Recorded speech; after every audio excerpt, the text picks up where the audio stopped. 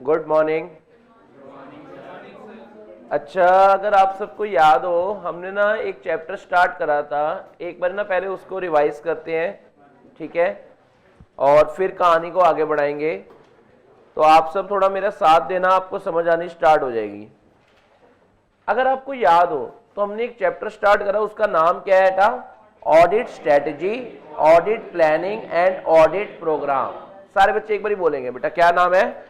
Audit strategy, audit planning and audit program, है ना, ये आपके चैप्टर का नाम है। और इसके अंदर हमने एसे नंबर 300 स्टार्ट करा था, क्या आपको याद है? पक्का?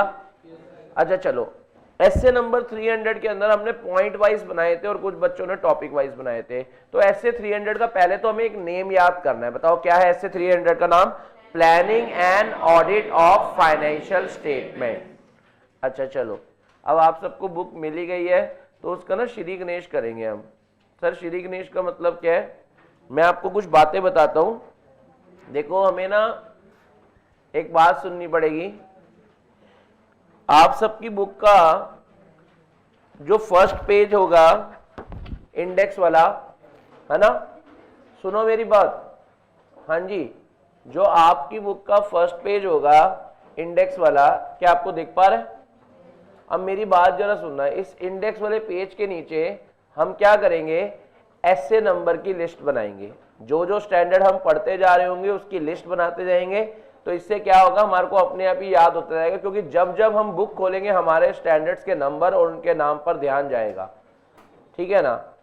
तो इसलिए आप सबको क्या करना है, यहीं पर ही हमने पहला स्टैंडर्ड पढ़ लिया था, objectives of an auditor, overall objectives of an auditor and conduct the audit in accordance with standards on auditing, तो वो भी लिख लेते हैं हम। और दूसरा जो हमने ऐसे अभी स्टार्ट करा हुआ है, planning and audit of financial statement, वो भी लिख लेते हैं ताकि हमारे को याद हो जाए, ठीक है ना। तो आप सब क्या करो, एक स्टैंडर्ड के लिए लिस्ट बना लेंगे हम सब, ठीक है ना। तो यहां पर आप लिख लो लिस्ट ऑफ स्टैंडर्ड्स, जो पढ़ते जाएंगे लिखते जाएंगे, एट द एंड हमें पता चल जाएगा कि हमने कौन कौन से स्टैंडर्ड्स पढ़े और उनका नाम क्या है। अच्छा एक बात बताओ, पहला स्टैंडर्ड जो हमने पढ़ा उसका नाम क्या था? एसे नंबर 200, बोलना पड़ेगा एसे नंबर। तो लिखो जरा, एसे नंबर 200 का नाम क्या होता था बताओ? Overall objectives of an independent auditor. सारे बच्चे बोलेंगे overall objectives of an and conduct the audit in accordance with. तो लिखो मेरे साथ, एसे नंबर 200 का नाम लिखो आप मेरे साथ,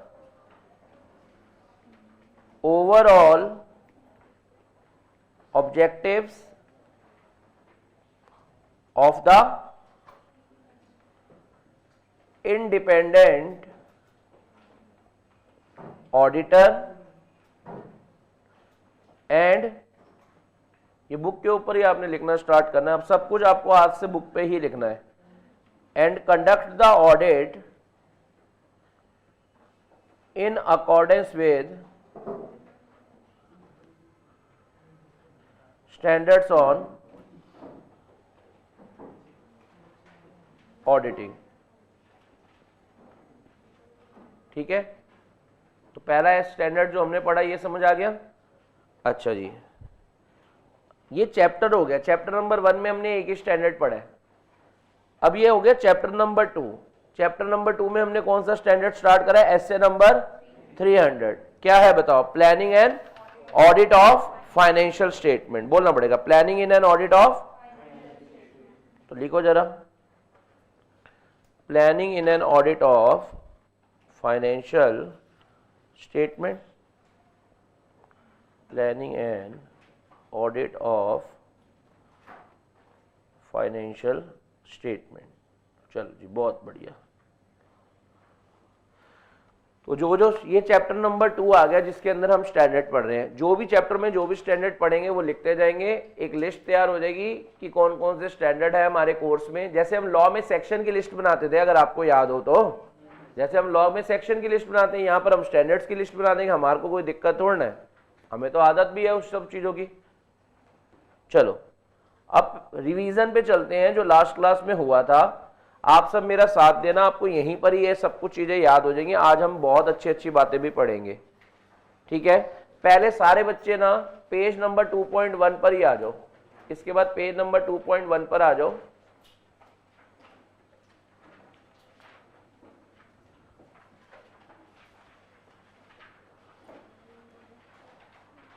ठीक है, तो वहां पर आपको एक चैप्टर दिख रहा होगा।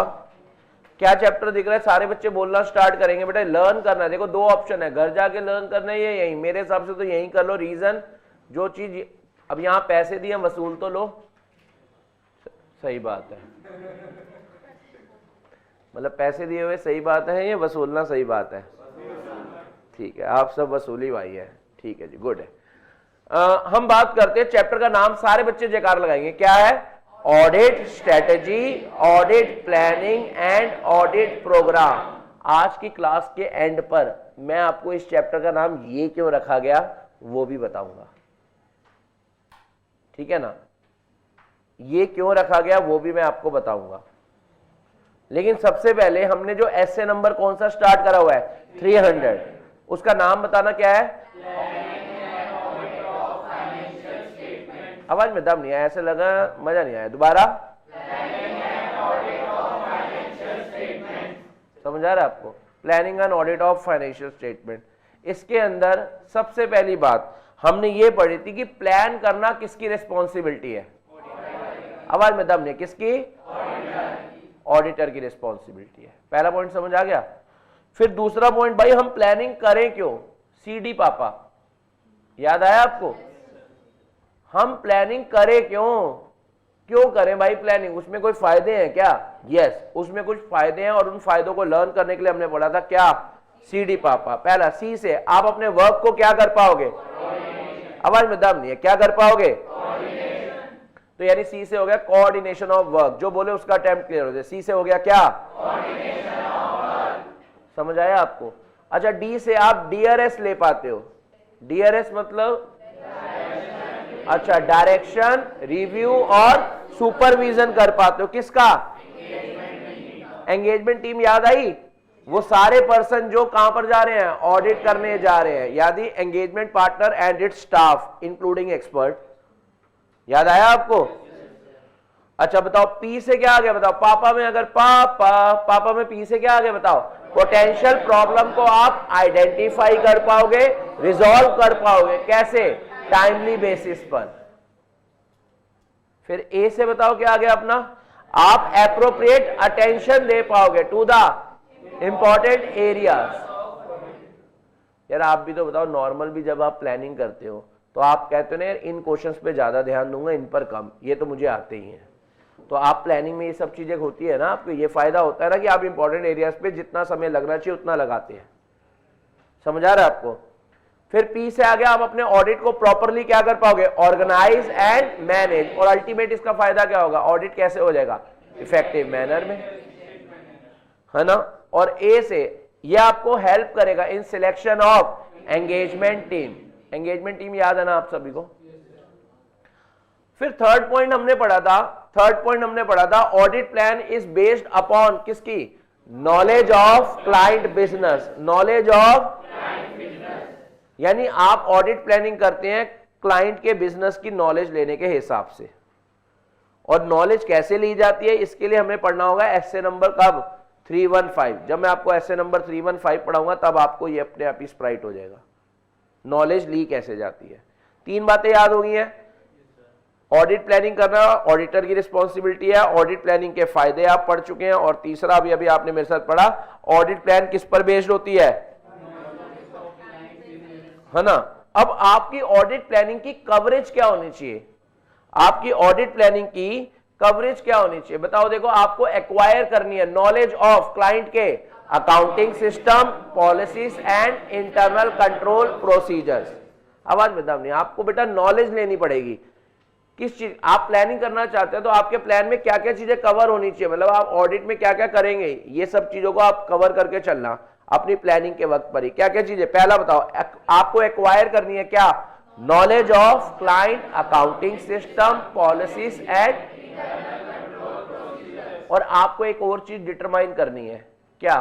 कि हमें इंटरनल कंट्रोल पर कितना विश्वास, समझ आ रहा है आपको, आपको इंटरनल कंट्रोल पर कितना विश्वास करना है, ये सब भी आपको डिसाइड करके चलना है, यस और नो। तीसरा, आप क्या डिसाइड कर पाओगे, आंटी, आप क्या डिसाइड कर पाओगे, aunty, aunty of what, audit procedure, मतलब कौन सा प्रोसीजर लगाना है, कब लगाना है और कितना लगाना है, ये सब भी आप डिटरमाइन कर पाओगे, यस और नो। और अपना वर्क कैसे कोऑर्डिनेट करना है, चार बातें मुझे बता दो, चार बातें मुझे बता दो, आपको समझ आ जाएगा। पहला बताओ क्या आया, आपको एक्वायर करनी है, आपके प्लानिंग में कवरेज होनी चाहिए, क्या क्या चीजें कवर होनी चाहिए, हमें क्लाइंट के अकाउंटिंग सिस्टम, पॉलिसीज और इंटरनल कंट्रोल की नॉलेज लेनी है, पहला पॉइंट याद हो गया। अच्छा, दूसरा पॉइंट, आपको यह भी डिटरमाइन करके रखना है, क्या डिटरमाइन करके रखना है, हमें क्लाइंट के इंटरनल कंट्रोल पर कितना विश्वास करना है। और तीसरी बात, ऑडिट प्रोसीजर की आंटी डिसाइड करनी है, मतलब नेचर, टाइमिंग एंड एक्सटेंट, हम कब कौन सा प्रोसीजर लगाएंगे, कितना लगाएंगे, ये सब भी आप ऑडिट प्लानिंग के अंदर आपका कवर्ड होना चाहिए। और लास्ट बात, आपको पूरा ऑडिट आपस में कोऑर्डिनेट करके कैसे चलना है। फिर हमने क्या, हमें ऑडिट प्लानिंग करते वक्त अपने एंगेजमेंट टीम मेंबर्स, देखो एंगेजमेंट टीम मेंबर यानी जो उस ऑडिट पे हमारे साथ टीम जाएगी, क्या उसके इंपॉर्टेंट मेंबर्स को अपने ऑडिट प्लानिंग के वक्त पे इन्वॉल्व करवाना चाहिए या नहीं, और क्यों, इससे क्या होगा, अच्छा इससे होगा क्या बताओ यार, मैं सीए हूं, मुझे इसका ऑडिट मिला और मैं इन चारों को भी लेकर जा रहा हूं ऑडिट पे, क्योंकि ये ऑडिट स्टाफ या आर्टिकल्स है और एक आधा एक्सपर्ट है। बताओ मेरे को अपनी टीम के मेंबर्स को प्लानिंग बनाते वक्त इनको इन्वॉल्व करना चाहिए या नहीं, आप ही तो कहते थे यार डिसेंट्रलाइजेशन करो, समझ आ रहा है, क्या मेरे को सेंट्रलाइजेशन फॉलो करनी चाहिए या डिसेंट्रलाइजेशन, डिसेंट्रलाइजेशन, मुझे इनको भी प्लानिंग में इन्वॉल्व करना चाहिए, इनको भी पार्टिसिपेट, मैं डेमोक्रेटिक स्टाइल का लीडर बनूं, ऑटोक्रेटिक ना बनूं। ऑटोक्रेटिक याद है ना भाई, मेरी चलेगी, मैं तो तुम्हारी सुनूंगा नहीं भाई, तुम्हारी भी अगर सुनकर मैं प्लानिंग करूंगा तो और ज्यादा, क्योंकि अल्टीमेटली तुम कई क्लाइंट्स पर ऑलरेडी जा चुके होगे, ऑडिट वाले काम कर चुके होगे, और जब तुम अपने एक्सपीरियंस मेरे साथ शेयर करोगे तो मैं बेटर तरीके से क्या कर पाऊंगा, प्लानिंग, समझ आ रहा है आपको। तो क्या हमें की मैनेजमेंट, की एंगेजमेंट टीम मेंबर्स को इन्वॉल्व करना चाहिए, तो जवाब आया यस, करना चाहिए ही, क्योंकि उनसे हमारे को उनका एक्सपीरियंस पता चलेगा और अल्टीमेटली बेटर प्लानिंग हो पाएगी। फिर अगला सवाल यह आया, क्या हमें एंटिटी की मैनेजमेंट के साथ अपनी प्लानिंग डिस्कस करने का अधिकार है, आप चाहो तो कर सकते हो। ऑडिटर हम आपको कह रहे हैं, अगर आप चाहो तो अपनी ऑडिट प्लानिंग वाली चीजें एंटिटी की मैनेजमेंट के साथ भी डिस्कस कर सकते हो, लेकिन डिस्कस करने का मतलब यही था कि आपको, ताकि मैनेजमेंट को पता चले कि ये सीए आकर क्या क्या करेगा। इसका मतलब ये नहीं है कि आपकी ऑडिट की इफेक्टिवनेस कम हो जाए, उसके साथ बिल्कुल भी कॉम्प्रोमाइज नहीं होना चाहिए। फिर हमने स्टार्ट करे थे बेटा एलिमेंट्स ऑफ प्लानिंग, एक बार बोलना पड़ेगा, फिर हमने स्टार्ट करे थे व्हाट, एलिमेंट्स ऑफ प्लानिंग, सारे बच्चे बोलेंगे क्या स्टार्ट करे थे, एलिमेंट्स ऑफ प्लानिंग। अच्छा, अगर मैं एलिमेंट्स ऑफ प्लानिंग की बात करूं, अगर मैं किसकी बात करूं बेटा, एलिमेंट्स ऑफ प्लानिंग की, तो प्लानिंग के दो एलिमेंट्स है, प्लानिंग के सारे बच्चे बोलेंगे प्लानिंग के दो एलिमेंट्स है, ठीक है ना। और दो एलिमेंट्स में, इसको प्लानिंग के एलिमेंट्स भी कहते हैं और प्लानिंग की प्रोसेस भी कहते हैं, इसको एलिमेंट्स भी कहते हैं और प्रोसेस भी कहते हैं, तो हम प्लानिंग की प्रोसेस कह लें या एलिमेंट्स कहते हैं, बात एक ही है। अच्छा, प्लानिंग के अंदर हम दो स्टेप लगाते हैं, पहले स्टेप का नाम है प्रिलिमिनरी एंगेजमेंट एक्टिविटी, जयकारा आन दो, पहले का नाम है प्रिलिमिनरी एंगेजमेंट एक्टिविटी, आवाज में दम नहीं, पहले का नाम है प्रिलिमिनरी एंगेजमेंट एक्टिविटी। और अगर मैं प्रिलिमिनरी एंगेजमेंट एक्टिविटीज की बात आपके साथ कर भी लूं, तो मतलब सीधा जाकर प्लानिंग नहीं स्टार्ट कर देंगे, हेलो, ऐसा नहीं है कि हमें ऑडिट मिला स्टार्टिंग में ही प्लानिंग कर दी, नहीं, पहले हम तीन चीजें देखेंगे, उसके बाद ही हम प्लानिंग स्टार्ट करेंगे। समझ आ रहा है आपको। मैं आपको एक बात बताता हूं, अभी आपको आज की क्लास में बहुत अच्छे ढंग से समझ आ जाएगा। देखो अब जरा सुनना, आपको मैं एक बात बता रहा हूं और सुनना बहुत ध्यान से बेटा। देखो हम कह रहे हैं ये प्लानिंग, हेलो, हम कह रहे हैं हम ऑडिट में प्लानिंग करेंगे SA300, लेकिन प्लानिंग करने से पहले दो काम होते हैं, उनमें से अभी फर्स्ट काम जो है वो बताऊं क्या है, सुनो, preliminary engagement activity, preliminary engagement activity. ऐसा नहीं है कि हम ऑडिट पे जाते ही प्लानिंग स्टार्ट कर देते हैं या ऑडिट की प्लानिंग स्टार्ट कर देते हैं। ऑडिट की प्लानिंग से पहले भी 2 काम करते हैं। कितने काम करते हैं? 2 काम। तो पहला काम होता है प्रिलिमिनरी एंगेजमेंट एक्टिविटी। जयकारान दो, पहला काम क्या होता है? और प्रिलिमिनरी एंगेजमेंट एक्टिविटी में हम 3 चीजें देखते हैं। हम कितनी चीजें देखते हैं?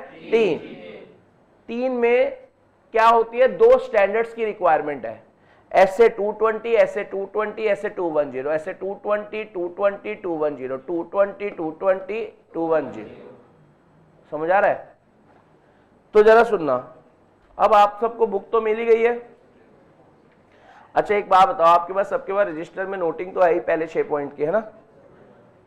तो 6 पॉइंट में आपको ना चैप्टर नंबर 2 जहां से स्टार्ट हो रहा है, चैप्टर नंबर 2 2.1 से स्टार्ट हो रहा है।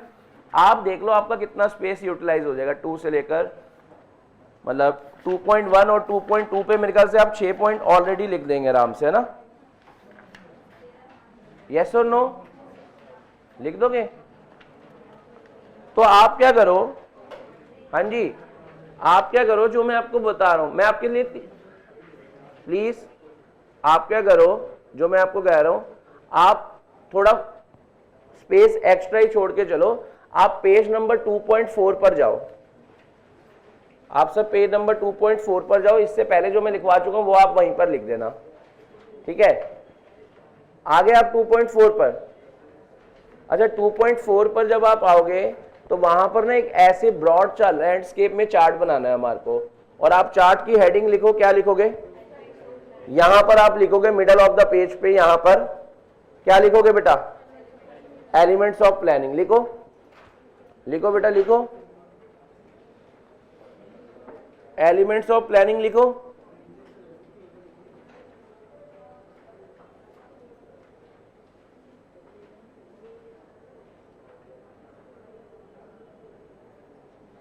लिखा आपने? अच्छा एलिमेंट्स ऑफ प्लानिंग के बाद, एलिमेंट्स ऑफ प्लानिंग के बाद और करके लिखना बेटा प्लानिंग प्रोसेस, और करके आप सब लिखना बेटा क्या? Planning process. और फिर टॉपिक को कितने पार्ट में डिवाइड कर दो? 2 पार्ट में। टॉपिक को कितने पार्ट्स में डिवाइड कर रहे हो आप? 2 पार्ट्स में।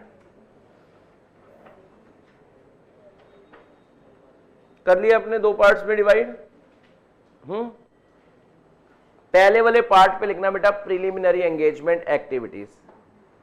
फर्स्ट वाले पार्ट पर आपको लिखना है बेटा प्रिलिमिनरी एंगेजमेंट एक्टिविटीज। और आपको ना मैं जो बता रहा हूं आप सब मेरी बात सुनेंगे। फर्स्ट वाले पार्ट पर आप प्रिलिमिनरी एंगेजमेंट एक्टिविटी लिख रहे हैं ना, तो आप ना पहले ही लाइन डाल दो 40% एरिया इसमें होगा ना, 60% एरिया सेकंड पॉइंट के लिए चाहिए होगा। तो स्पेस के लिए आपको पहली लाइन डाल दो प्रिलिमिनरी एंगेजमेंट एक्टिविटीज, ताकि वो इसके अंदर आ जाए, ताकि उस तरफ वाला चार्ट आपका आराम से बने। ठीक है बेटा, स्टार्ट करें? यस और नो? तो समझ आ गई ना आपको बातें? तो प्रिलिमिनरी एंगेजमेंट एक्टिविटीज। अच्छा,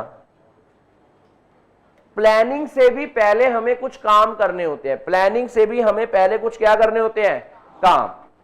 सर सबसे पहला काम आपने हमें सिखा भी दिया था, याद है आपको? सबसे पहला काम क्या था आपके हिसाब से, बताओ? लिखो जरा, पहला पॉइंट इसके अंदर लिखो क्या? Performing procedures regarding continuance of client relationship and engagement.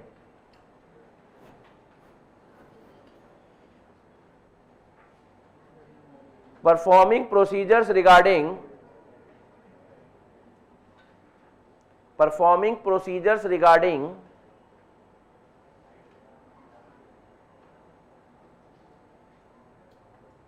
performing procedures regarding the continuance of client relationships and audit engagement। यानी सबसे पहले ऑडिटर को कुछ प्रोसीजर्स लगाने पड़ते हैं। सबसे पहले बेटा ऑडिटर को कुछ क्या लगाने पड़ते हैं, जल्दी बताओ? प्रोसीजर, जिसके थ्रू वो ये डिटरमाइन करता है कि मुझे क्लाइंट के साथ रिश्ता कंटिन्यू करना है या नहीं। याद है उसके लिए वो कितनी बातें देखता था, बताओ? 4। याद आया आपको? उसके लिए वो कितनी बातें देखता था? 4। पहला आ जाओ जरा, मुझे क्लाइंट के साथ रिश्ता कंटिन्यू करना है या नहीं करना, उसके लिए अगर आपको याद हो तो ये 4 पॉइंट जो मैं लिखवाऊंगा आप वो लिखेंगे, है ना? ये देखो जी, ये फर्स्ट पॉइंट आप क्या लिखेंगे? इंटीग्रिटी लिखो, पहली बुलेट बनाओ वहां पर, थोड़ा और जूम बराबर कर देते हैं आपके लिए। सबसे पहले आपको क्या देखनी चाहिए, जल्दी बताओ? Integrity of the principal owner, key management and TCWG of the entity. देखो यार, सीधा जाकर प्लानिंग मत स्टार्ट कर देना, पहले आपको प्रिलिमिनरी एंगेजमेंट एक्टिविटीज करनी होती है, और प्रिलिमिनरी एंगेजमेंट एक्टिविटी में सबसे पहले यही सोचना है, क्या मुझे क्लाइंट के साथ रिश्ता कंटिन्यू रखना है या नहीं रखना। याद है, 2 तरह के ऑडिट होते हैं, इनिशियल ऑडिट और recurring audit.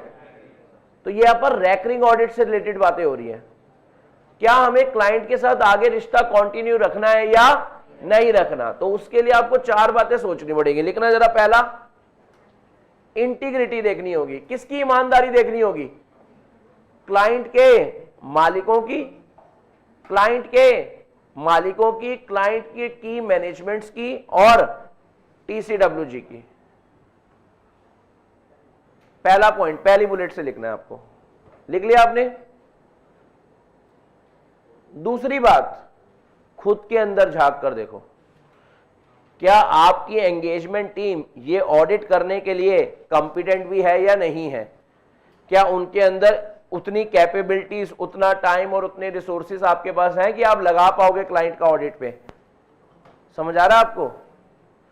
Preliminary engagement activity समझ आ रही है बेटा आपको? ऐसे 220 बताता है कि ऐसा नहीं है कि आप सीधा जाकर प्लानिंग करने बैठ जाओ, पहले तो ये सोचो क्लाइंट के साथ रिश्ता रखना भी है या नहीं, क्लाइंट का रिश्ता रखना भी है या नहीं। और क्लाइंट का रिश्ता रखने के लिए 4 बातें देखनी है।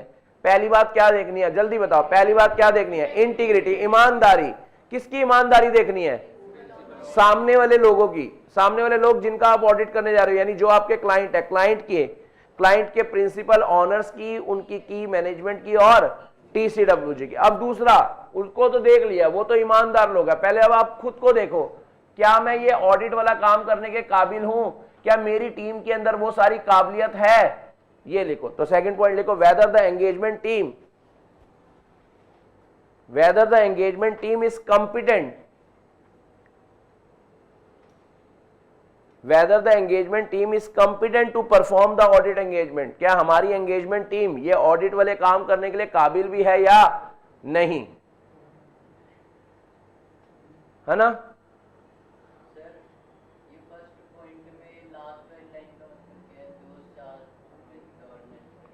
ये पूछ रहे हैं टीसीडब्ल्यूजी क्या होता है? Board of directors. याद है, जिनके ऊपर होता है, जो स्ट्रेटेजिक डिसीजंस लेते हैं और एंटिटी के फेलियर और सक्सेस के पीछे उन्हीं की रिस्पॉन्सिबिलिटी, आंसरेबिलिटी होती है, जिनको आंसर करने होते हैं। आप ज्ञान की बात में मैंने लिखवाया हुआ बेटा ये। और 2 बातें होगी। तीसरा, क्या हमारी फर्म और एंगेजमेंट टीम एथिकल रिक्वायरमेंट्स को फुलफिल करती है? एथिकल रिक्वायरमेंट क्या होती है वो मैं अभी आपको नेक्स्ट पॉइंट में बताऊंगा। क्या हमारी फर्म और engagement team relevant ethical requirements को फुलफिल कर पाएगी? फर्स्ट पॉइंट समझ आ रहा है आपको? और लास्ट, भाई पिछले मैटर्स क्या थे? क्या हमारी क्लाइंट से पहले भी लड़ाई होती रही है? उन सबको ध्यान में रखकर ही आप डिसाइड करोगे ना कि रिश्ता कंटिन्यू करना है या नहीं, या फिर लेट्स मूव ऑन। समझ रहे हैं आप मेरी बात? Yes or no? Significant matters that have arisen during the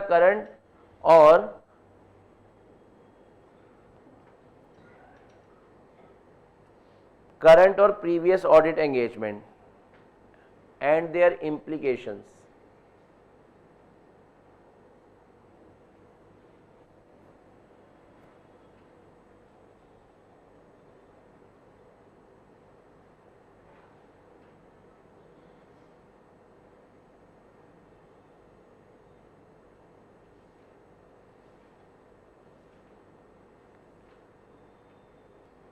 अब ना बेटा अगर ये बात नोट कर लियो तो 4 वर्ड्स पे मैं बॉक्स बना रहा हूं, आप बनाओ। पहले वाले पे बनाओ इंटीग्रिटी,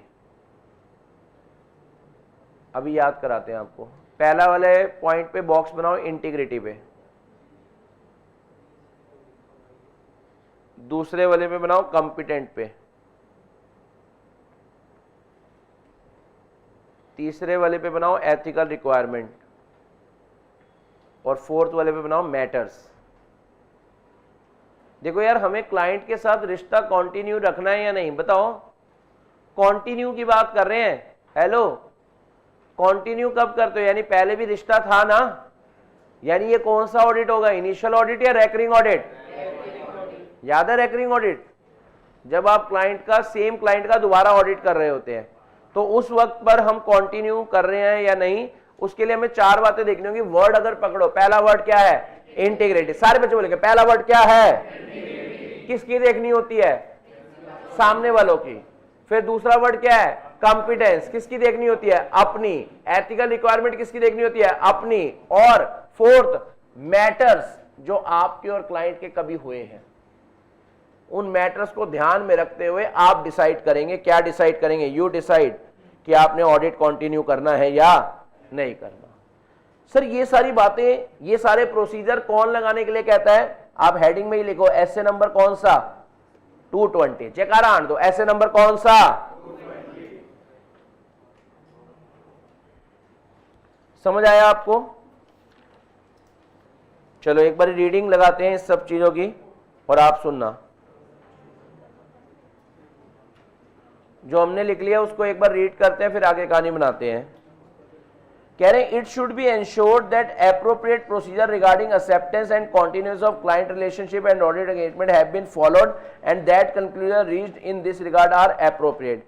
कह रहे हैं यार, प्लानिंग करने से पहले आपको ये सोचना है कि मुझे क्लाइंट के साथ, क्लाइंट का रिश्ता एक्सेप्ट करना है या नहीं, और अगर ऑलरेडी चल रहा है तो कंटिन्यू रखना है या नहीं। ठीक है ना? तो इसके लिए आपको क्या क्या देखना पड़ेगा?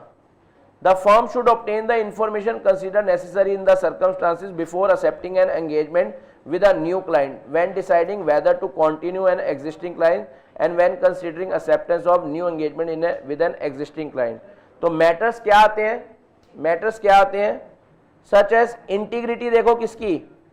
Principal honor and key management। दूसरा competence देखो किसकी? अपनी engagement team की। और उन matters को ध्यान में रखो जो करंट और प्रीवियस ऑडिट में हुए थे। और एक बात इसके नीचे नोट के रूप में और लिखना, अभी लिखवाता हूं। अगर मान लो आपका इनिशियल ऑडिट है, अगर आपका क्या है, तो पिछले ऑडिटर से पूछ तो लो भाई आप क्यों छोड़कर जा रहे हो ये ऑडिट। समझ आ रहा है आपको? तो ये बात लिख लेना, In case of initial engagement, communication with predecessor auditor should be made where there has been change of auditor। ये लाइन लिखो उसी के नीचे, फर्स्ट के नीचे नोट के रूप में। मतलब आपको देखो, आपने एक लाइन हमेशा से सुनी है, पुराना जाएगा तभी तो नया आएगा। तो नया जब आ रहा है तो पुराने से पूछ तो लो भाई तू जा क्यों रहा है, तू क्यों जा रहा है, कोई कारण है क्या, हमें भी बता दे भाई। उसके बेसिस पे हम डिसाइड करेंगे। क्या डिसाइड करेंगे? कि ये नया ऑडिट एक्सेप्ट करे या ना करे। समझ आ रहा है आपको?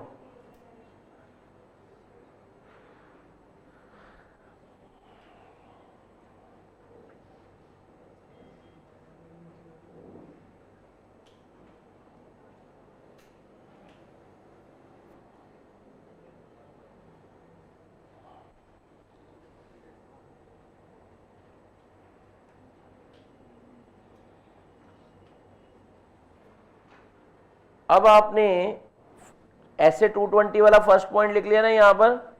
अब यहीं पर सेकंड पॉइंट आप बनाएंगे। ऑडिटर को और क्या चेक करनी होती है?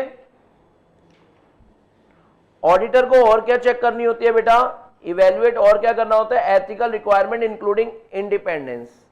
पहले आप लिखो, हेडिंग बनाओ। यानी ऑडिटर को सीधा ऑडिट नहीं करना स्टार्ट कर देना, सीधा प्लानिंग करनी स्टार्ट नहीं कर देनी, उससे पहले उसे एथिकल रिक्वायरमेंट्स भी चेक करनी है। वो क्या होती है वो मैं अभी आपको 2 मिनट लगेंगे समझा दूंगा।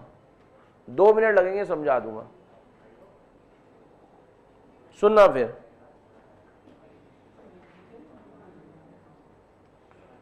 सुनना बेटा। सेकंड पॉइंट आपने बना लिया, क्या बना लिया बच्चे? Evaluating compliance with the ethical requirement including what? Independence. बनाया आपने? सेकंड पॉइंट बनाया? अब सुनना बच्चे मेरी बात, आपको समझ आ जाएगा एथिकल रिक्वायरमेंट का मतलब। एक निमोनिक याद करना है आपको, OIPCC। एक बारी बोलना बेटा, क्या? आवाज में दम नहीं आया, दोबारा। ओ का मतलब यहां पर क्या हो गया? देखो, एथिकल रिक्वायरमेंट जब भी शब्द आएगा तो आपके माइंड में ये निमोनिक आ जाना चाहिए। हम प्लानिंग करनी एकदम से थोड़ा स्टार्ट कर देंगे, हम प्लानिंग एकदम से नहीं स्टार्ट करते। SA 220 क्या कहता है? SA 220 क्या कहता है? एक बार जरा, लास्ट क्लास में याद है मैंने आपको दिखाया भी था SA 220।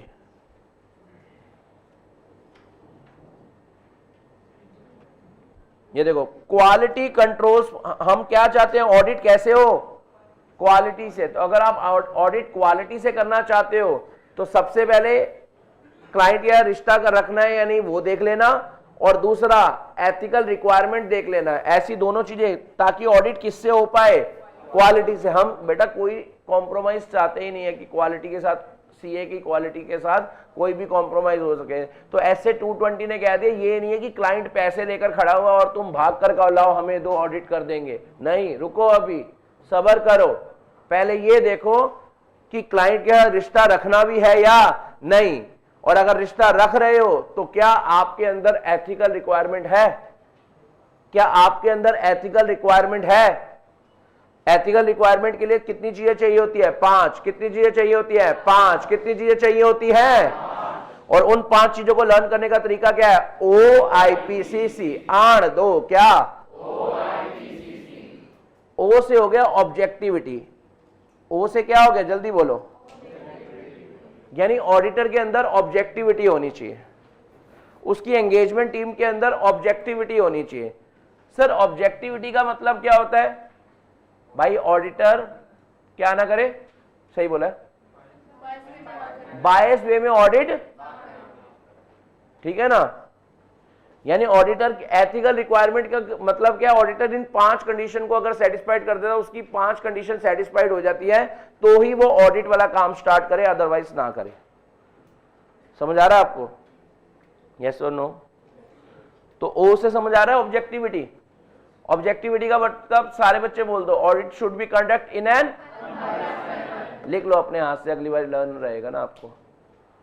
Audit should be conduct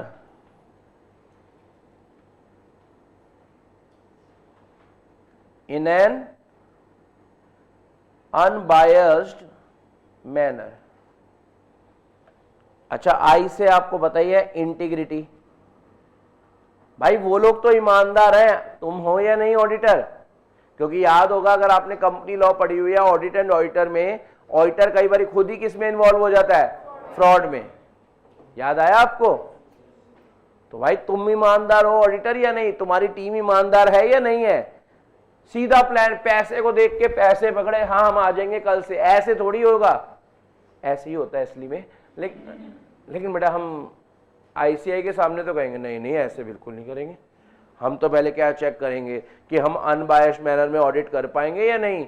हाँ हाँ, हमारा दिल कह रहा है हम कर पाएंगे। दोबारा, क्या हम ईमानदार रहेंगे? अरे बिल्कुल रहेंगे। ईमानदारी में कौन सी बहुत बड़ी बात होती है? शुरू से ईमानदार है तभी तो CA कर रहे हैं, नहीं तो फिर हम क्या हो जाते? डाकू बन जाते। हम ईमानदारी तो है तभी तो हम ऑडिट कर रहे हैं, CA बन रहे हैं। हाँ, ऑफिशियल डाकू नहीं है हम, अनऑफिशियल है। ऑफिशियली तो जिनको टैग मिला हुआ ही हुआ, हम तो अर्जन वैली है, हाथ जोड़ के गंडासी मारी। समझ आ रहा है? इधर आ जाओ। पी से हमें प्रोफेशनल बिहेवियर रखना आना चाहिए। हम वो कोई भी काम नहीं करेंगे जिससे ICI की रेपुटेशन क्या हो? डाउन, डिसक्रेडिट हो टू द ICAI। समझ आ रहा है आपको? तो पी से हो गया क्या?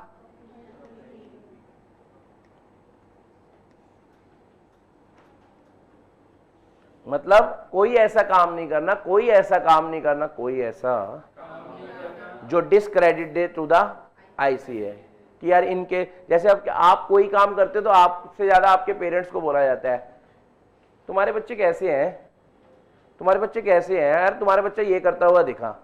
डिस्क्रेडिट किसको मिल रहा है? तुम्हारे पेरेंट्स को। तो भाई आप आईसीएआई के जब मेंबर बनते हो तो तुम क्या करते हो?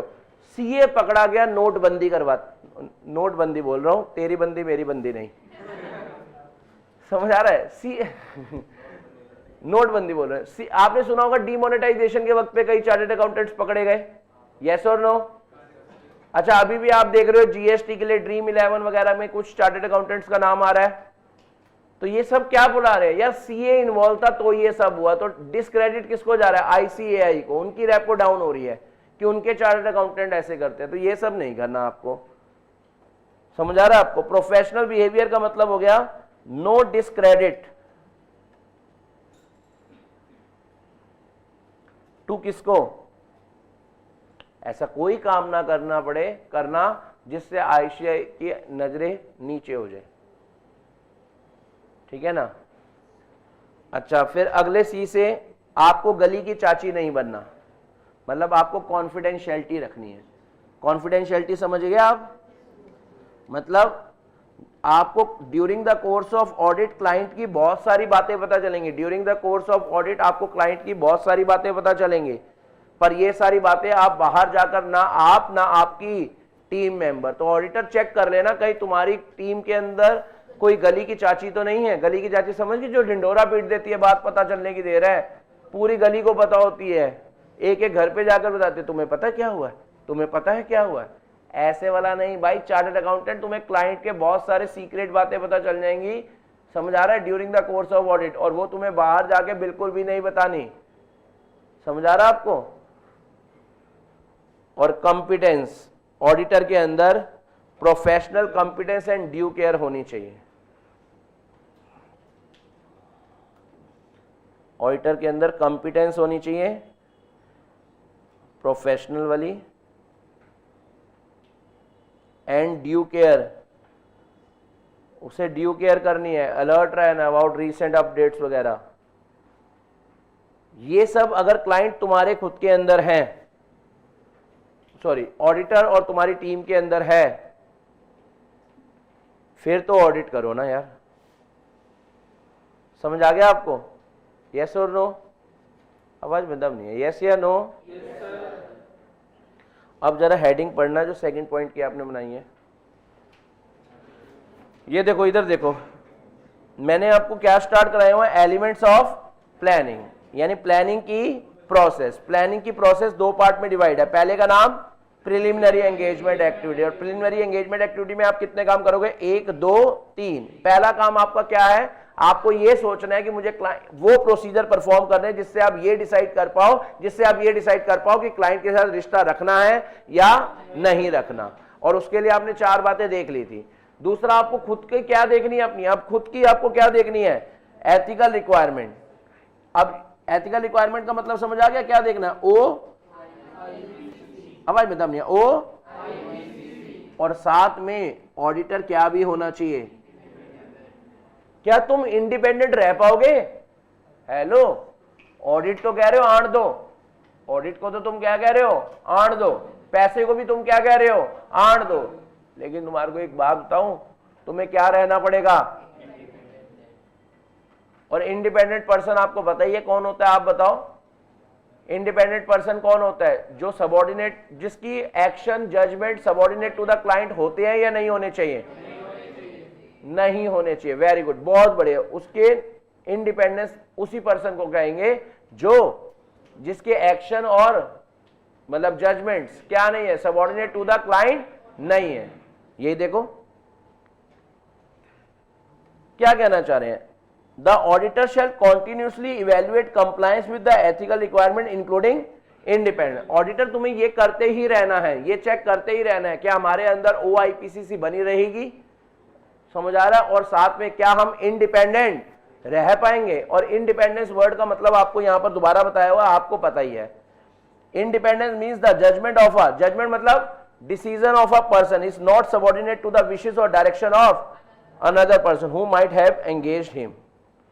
तो जरा सुनना, तो ऑडिटर तुम्हें क्या करते रहना चाहिए, OIPCC के साथ साथ क्या रखनी है तुम्हें अपनी इंडिपेंडेंस।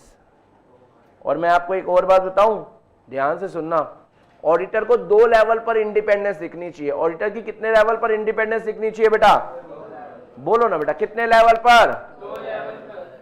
अब मैं आपको बताता हूं, मैं आपको बता रहा हूं, ऑडिटर की इंडिपेंडेंस 2 लेवल पर दिखनी चाहिए।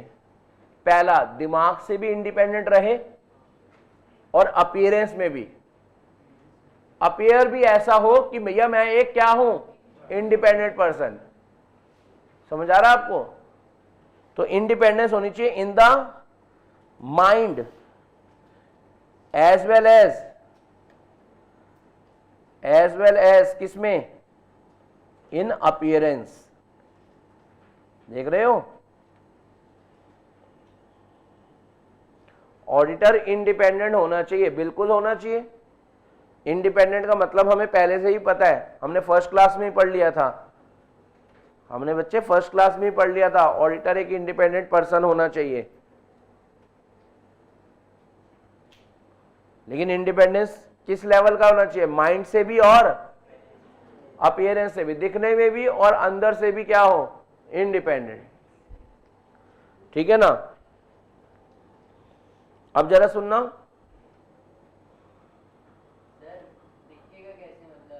आप बताओ, मैं डरपोक होकर खड़ा हूं, आप बताओ, आप मुझसे डर रहे हो तो आप इंडिपेंडेंट थोड़ा ना दिख रहे हो। इधर आओ, आपको प्रूफ करते हैं, इधर आओ जरा, इनको बताते हैं, जरा इधर आओ, इनको बताते हैं। अच्छा, यह पात्र काल्पनिक है, वास्तविक जीवन से कोई संबंध नहीं है। तू मुझसे डरता है या नहीं डरता? डरता हूं, ये तो देखो कह रहा है मैं तो डरता हूं। तो बताओ, तू डरता है तो फिर तू इंडिपेंडेंट मुझसे डर डर के काम करेगा ना।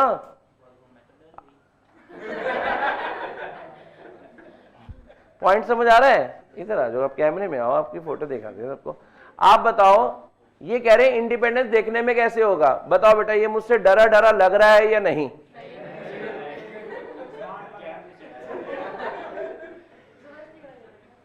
आप बताओ, आप मुझसे डरते हो या नहीं डरते हो? कह रहा अभी थोड़ी देर पहले कह रहा था मैं तो डरता हूं, क्या कह रहे हैं, मैं नहीं, मेरे साथ पूरी क्लास है, बोल कर देखो कुछ।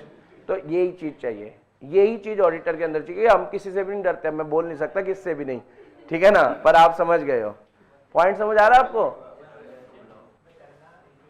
हाँ हाँ, इधर आओ। वरुण का तो पटक देते मुझे 2-3 बारी, इसलिए तो बुला, देख के बंदा बुलाते हम। सुनना, अब आपको एक और बात बताता हूं, चलो आपको एक और बात बताते हैं।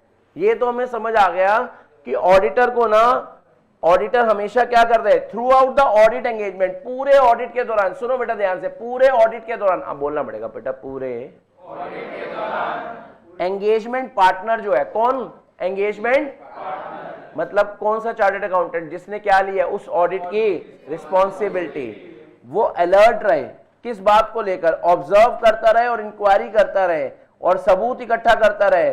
कहीं हम रेलेवेंट एथिकल रिक्वायरमेंट, कहीं हम एथिकल रिक्वायरमेंट को नॉन कंप्लायंस तो नहीं कर रहे। ये ऑडिटर तेरी पूरे ऑडिट पे ड्यूटी रहेगी, तू हमेशा रोज सुबह उठ के क्या कर, OIPCC चेक कर और इंडिपेंडेंस चेक कर, OIPCC चेक कर और अपनी भी और अपने टीम मेंबर की। समझ आ रहा है आपको? ये तुझे करना होगा। If matter comes to the engagement partner's attention that indicate the member of engagement team have not complied with the relevant ethical requirement, the engagement partner in consultation with the other in the firm shall determine the appropriate action। और अगर हमें लगता है कि हमारा कोई staff, हमारा कोई टीम मेंबर उनके साथ मिल गया है और वो पार्शियलिटियां कर रहा है, तो उसके खिलाफ क्या एक्शन लेने चाहिए, अदर बंदों से पूछ के, फर्म में बातचीत करके उसके खिलाफ क्या लो, एक्शन। समझ आ रहा है आपको? अब मेरी बातें और जरा सुनना, मेरी बातें और जरा सुनना। ये वाला क्वेश्चन ना आपको बनकर आएगा अलग से, इसी के अंदर ही, इसी के अंदर ही अलग से बनकर आएगा। क्या बनकर आएगा? मैं पहले आपको समझा देता हूं, क्वेश्चन बनकर आते हैं और बीच में से ही बनकर आते हैं और आपको नोट्स में सारे मिल जाएंगे वो क्वेश्चन, उसके बाहर कहीं नहीं जाएगा, क्योंकि हम 100% आपका स्टडी मटेरियल कवर्ड करेंगे। 100% of the study material covered है, एक्स्ट्रा चीजें मिलेंगी, कम नहीं मिलेंगी आपको, ठीक है ना। और जो मैं बोलने जा रहा हूं आप सुन लो जरा, जो अब मैं बोलने जा रहा हूं वो आप जरा सुन लो। देखो जी, जो यहां तक तो हमने लिख ही लिया, जरा सुनना प्लीज। कह रहे जो एंगेजमेंट पार्टनर है, जो एंगेजमेंट पार्टनर है shall form a conclusion on compliance with independence requirement that apply to the audit engagement. In doing so the engagement partner, देखो ऑडिटर एंगेजमेंट पार्टनर यानी वो चार्टर्ड अकाउंटेंट जो रिस्पॉन्सिबिलिटी ले रहा है, वो उसको ना एक कंक्लूजन पर पहुंचना ही पड़ेगा। किस कंक्लूजन पर पहुंचना पड़ेगा? किस कंक्लूजन पर पहुंचना पड़ेगा कि हम सब क्या है, इंडिपेंडेंट। तो वो सब पहुंचने के लिए उसे 3 बातें करनी पड़ती हैं। एंगेजमेंट पार्टनर को कितनी बातें करनी पड़ती है बेटा? 3। 8 2 कितनी? 3। यार अल्टीमेटली आपने एथिकल रिक्वायरमेंट देख ली और अब ये तो देख लो कि आप इंडिपेंडेंट भी हो या नहीं। तो आप इंडिपेंडेंट हो या नहीं, आप इंडिपेंडेंट हो या नहीं, ये बात के कंक्लूजन तक पहुंचने के लिए आपको 3 बातें और देखनी पड़ेंगी। सर क्या क्या बातें देखनी पड़ेगी? भाई मुझे कौन कौन से थ्रेट हो सकते हैं, मेरी इंडिपेंडेंस को क्या क्या थ्रेट हो सकते हैं, मेरी फर्म की इंडिपेंडेंस को क्या क्या थ्रेट हो सकते हैं। जब आप चैप्टर नंबर 11 पढ़ोगे ना अपने कोर्स का, मैं आपको थोड़ा सा झलक दिखला देता हूं, मैं आपको थोड़ी सी झलक दिखला देता हूं बेटा।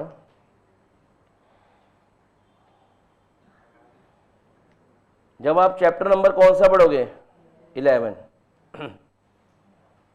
अपने कोर्स का, तो आपको ना 5 तरह के थ्रेट्स पता चलेंगे। एक चार्टर्ड अकाउंटेंट को 5 तरह के थ्रेट्स हो सकते हैं। ये देखो, थोड़े से आपको दिख भी रहे होंगे, ये रहे 5 तरह के डर होते हैं एक चार्टर्ड अकाउंटेंट को, थ्रेट्स टू इंडिपेंडेंस। जब आप चैप्टर नंबर 11 पढ़ोगे ना तब आपको बताऊंगा, ठीक है। Self interest threat, self review threat, advocacy threat, familiarity threat, intimidation threat. देखो मैं चार्टर्ड अकाउंटेंट के 5 तरह के थ्रेट्स की आपको हल्की हल्की नॉलेज लेता हूं। भाई अगर मैंने क्लाइंट के खिलाफ बोला तो अगले साल से मुझे ये ऑडिट नहीं देगा, मेरे पैसे गए। सेल्फ इंटरेस्ट थ्रेट, समझ आ रहा है? कहीं मेरी एडवाइस गलत ना निकल जाए। एडवोकेसी थ्रेट, मेरी एडवाइस कल को गलत ना निकल जाए। जो मैं काम कर रहा हूं, मेरा कहीं आईसीआई दोबारा काम ना चेक करवा ले कि इस चार्टर्ड अकाउंटेंट ने सही ढंग से काम करा है या नहीं। उसके अलावा भाई मेरे क्लाइंट के साथ रिश्ते ना बिगड़ जाए। या इंटिमिडेशन थ्रेट होता है, कहीं क्लाइंट बाहर जाके मुझे पीटे, मुझे पिटवा ना दे किसी से। चार्टर्ड अकाउंटेंट हूं, कोई बॉडी बिल्डर थोड़ा ना हूं, समझ आ रहा है? कोई ये थोड़ा ना कह रहा हूं चार्टर्ड अकाउंटेंट हूं, कोई मैं ये थोड़ा ना कह रहा हूं कि मैं अर्जन वैली हूं। समझ आ रहा है आपको? हाथ जोड़ के गंडासी मारी, मैं थोड़ा ना कर पाऊंगा, मैं चार्टर्ड अकाउंटेंट हूं। पॉइंट समझ आ रहा है? तो ये सब डर लगता है, डर सबको लगता है, तो चार्टर्ड अकाउंटेंट को भी लगता है। तो ऑडिटर अपनी इंडिपेंडेंस देखने के लिए, कि मैं इंडिपेंडेंट हूं या नहीं, इस कंक्लूजन तक पहुंचने के लिए ऑडिटर को यह देखने कि मेरे ऊपर क्या क्या थ्रेट आ सकते हैं। दूसरा, मेरी फर्म के ऊपर क्या क्या थ्रेट आ सकते हैं। और तीसरा, मैं उन थ्रेट को कैसे दूर कर सकता हूं। ये देखो 3 बातें अगर आप सुनेंगे तो आपको समझ आ चुकी हैं। 3 बातें अगर जो मैं आपको बता रहा हूं, देखो सबसे पहली बात, ऑडिटर वो इंफॉर्मेशन इकट्ठा करे to identify and evaluate circumstances and relation that create threats to the independence. कौन कौन सी ऐसी बातें हैं जो इंडिपेंडेंस पे फर्क डाल सकती हैं? कौन कौन सी ऐसी हैं? क्या फर्म के अंदर इंडिपेंडेंस से रिलेटेड कोई पॉलिसीज और प्रोसीजर है जो ये डिटरमाइन कर पाए कि मेरे जो threat independence to the firm क्या क्या हो सकते हैं। मतलब मुझको क्या फर्म हो सकते हैं, मुझको क्या थ्रेट्स हो सकते हैं, मेरी फर्म को क्या थ्रेट हो सकते हैं, और उन थ्रेट्स को मैं कैसे दूर कर सकता हूं, कैसे एलिमिनेट कर सकता हूं। ये सब इंफॉर्मेशन मुझे मिलने के बाद ही मैं डिसाइड कर पाऊंगा क्या मैं इस क्लाइंट पे इंडिपेंडेंट रह पाऊंगा या नहीं रह पाऊंगा। तो ये बात नीचे लिखेंगे यहां पर।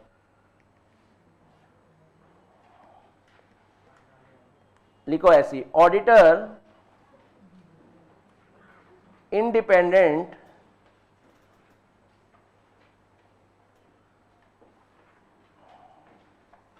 रह पाएगा या नहीं, इसके लिए ऑडिटर इंडिपेंडेंट रह पाएगा या नहीं ड्यूरिंग ऑडिट एंगेजमेंट,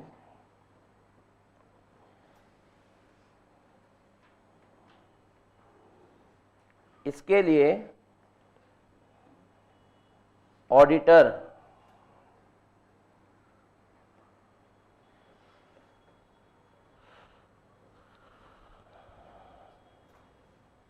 ऑडिटर क्या करेगा, ऑब्टेन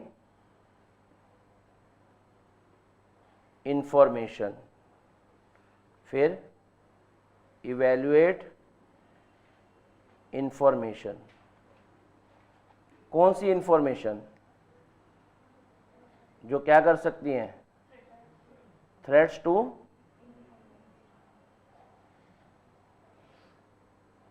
और फिर इसके बाद क्या करेगा, take appropriate action to eliminate the threat to independence.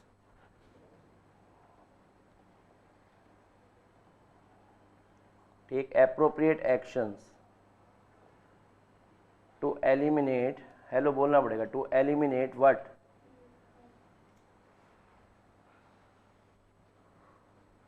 To eliminate such threats of independence.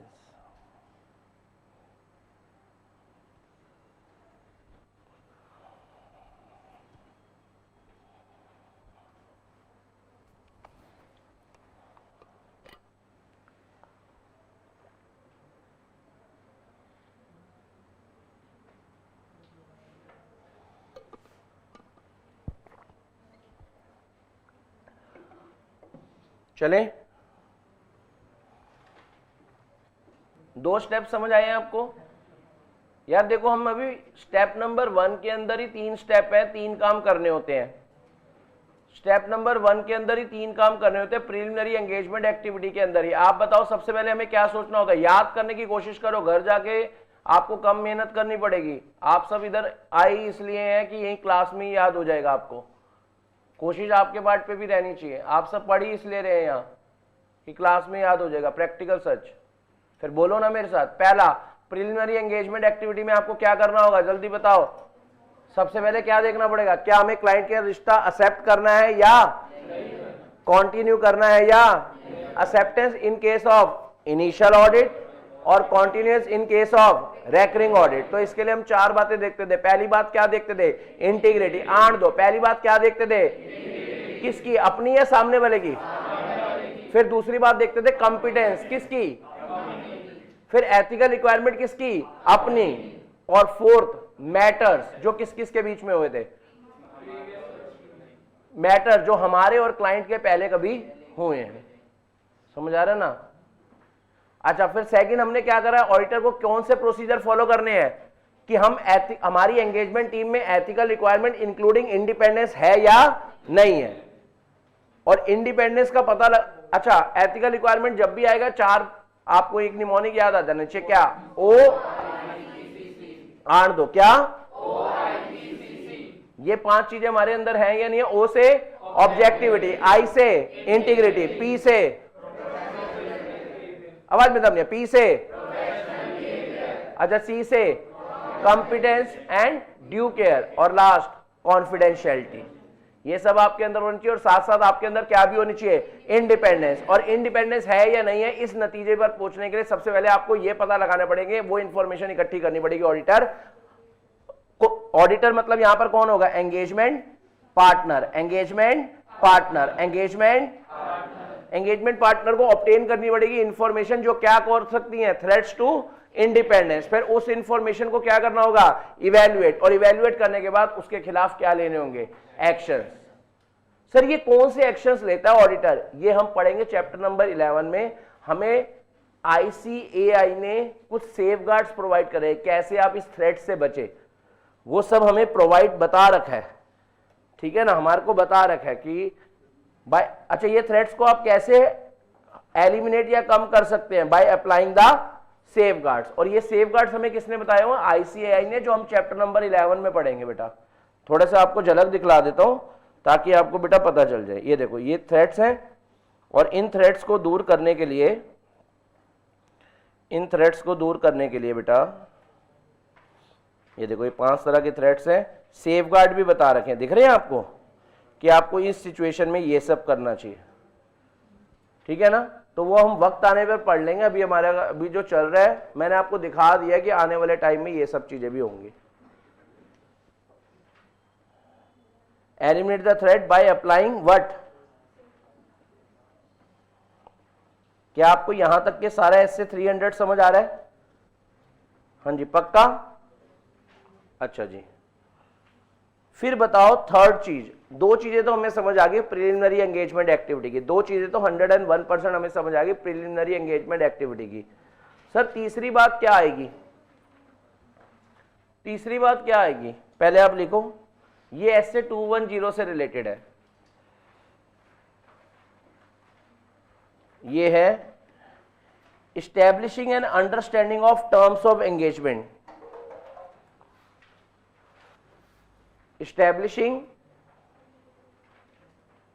establishing an understanding of terms of engagement, step preliminary engagement activity का third point ये है।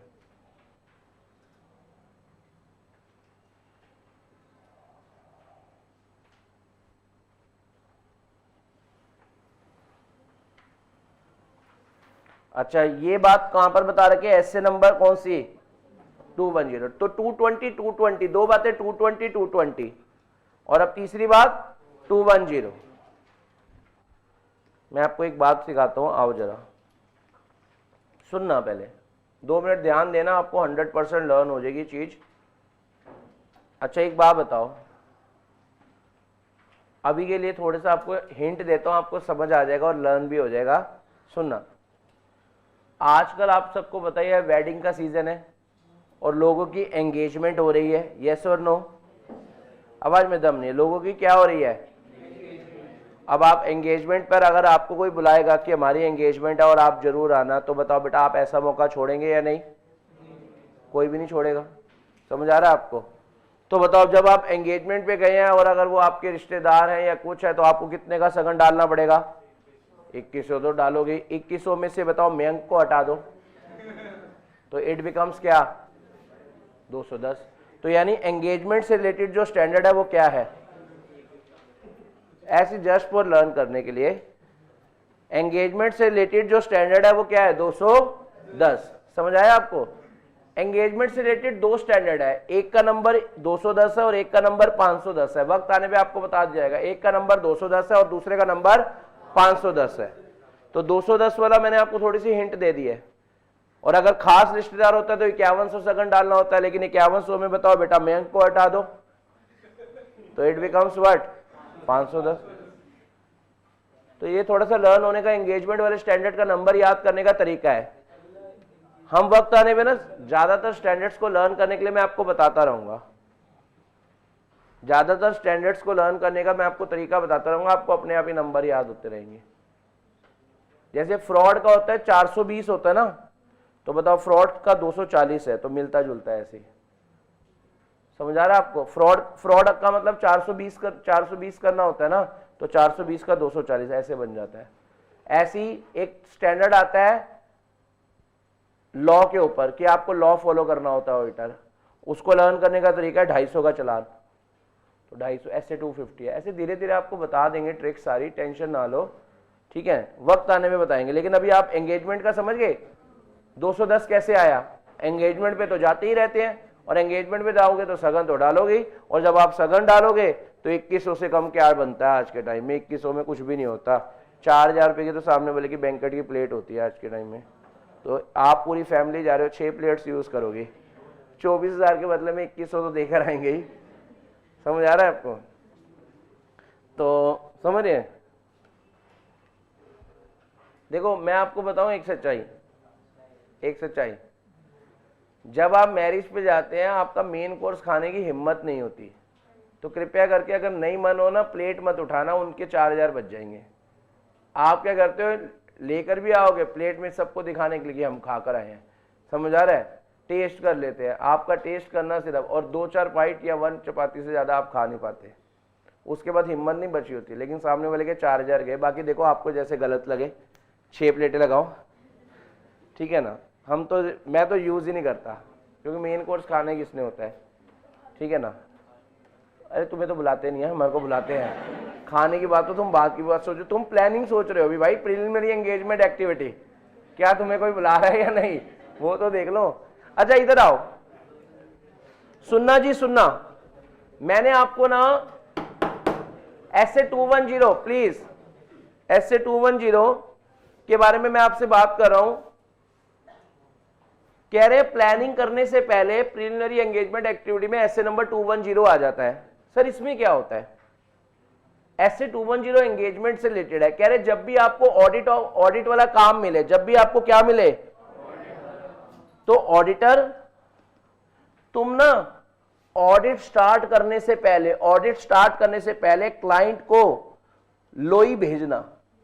लोई मतलब ये जो 13 को आ रही है, 13 ऑफ जनवरी को, वो नहीं, लेटर ऑफ एंगेजमेंट आण दो। एलओई मतलब हाँ जी, मजा नहीं आ रहा क्या? ऑडिटर तुम क्या करना, एंगेजमेंट पार्टनर तुम क्या करना, क्लाइंट को लोई भेजना। इसमें क्या लिखकर भेजना? ऑब्जेक्टिव स्कोप, अपनी रेम्युनरेशन एक्सेट्रा और अपनी ड्यूटीज। समझ आ रहा है आपको? जरा सुनना, क्या ऑडिटर ना लिखकर भेजता है, क्लाइंट मैं जो ऑडिट करने आ रहा हूं मेरा ऑब्जेक्टिव ये रहेगा, मेरा स्कोप ये रहेगा, मैं इतने पैसों में ऑडिट करने आऊंगा, मेरी ये ड्यूटी होगी और तेरी ये ड्यूटी होगी। बता तुझे मंजूर है तो मैं आता हूं, तुझे मंजूर है तो मैं। पॉइंट समझ आ रहा है आपको? तो फिर वो उसके अगर अगेंस्ट में एक्सेप्टेंस दे देता है तब ऑडिटर ऑडिट स्टार्ट करता है। समझ आ रहा है आपको? यस और नो? तो ये भी चीज तो देख लो, सीधा प्लानिंग करने स्टार्ट कर दे। पहले ये तो देख लो क्लाइंट आपकी सारी शर्तें मान रहा है या। ये देखो थर्ड पॉइंट आप पढ़ो, establishing an understanding of the terms of engagement. If it is in the interest of both, it is in the interest of both entity and the auditor that auditor send the engagement letter before commencement of the audit to help avoid misunderstanding with respect to the audit. कई बंदों को ये लगता है ना chartered accountant को रख लिया तो सारे काम वो करेगा। ना जी ना, ऑडिटर ने बता दिया भैया मेरी ड्यूटी ये रहेंगी। कहीं ये मत समझ लेना मैं ही आपके आकर अकाउंट्स बनाऊंगा और मैं ही आपके अकाउंट्स को चेक करके दूंगा। ना जी ना, मेरा ऑडिट के अंदर ये दायरा रहेगा, मैं ये काम करके दूंगा। It ensure that there is no confusion with the client regarding the terms of engagement. समझ आ रहा है आपको? यस और नो? तो यानी कहने का मतलब क्या है, लिखना जरा हिंदी में लाइन लिखना।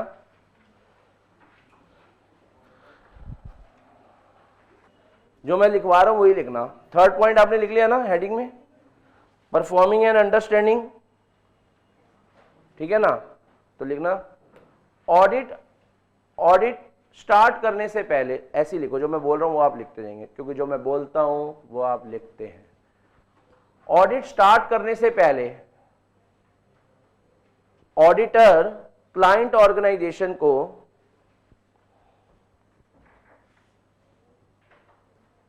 ऑडिट एंगेजमेंट लेटर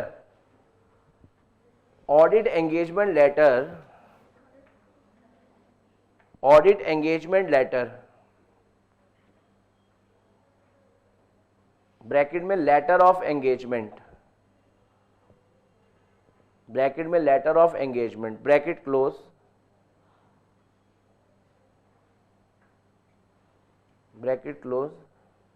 सेंड करता है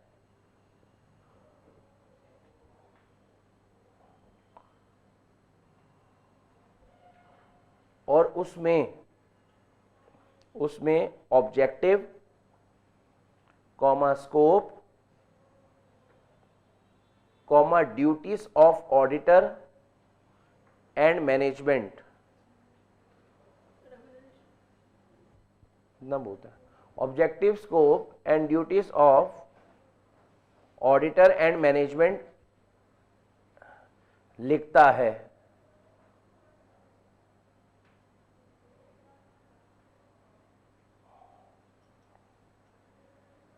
for clarity purpose, for clarity purpose, ये सुनो,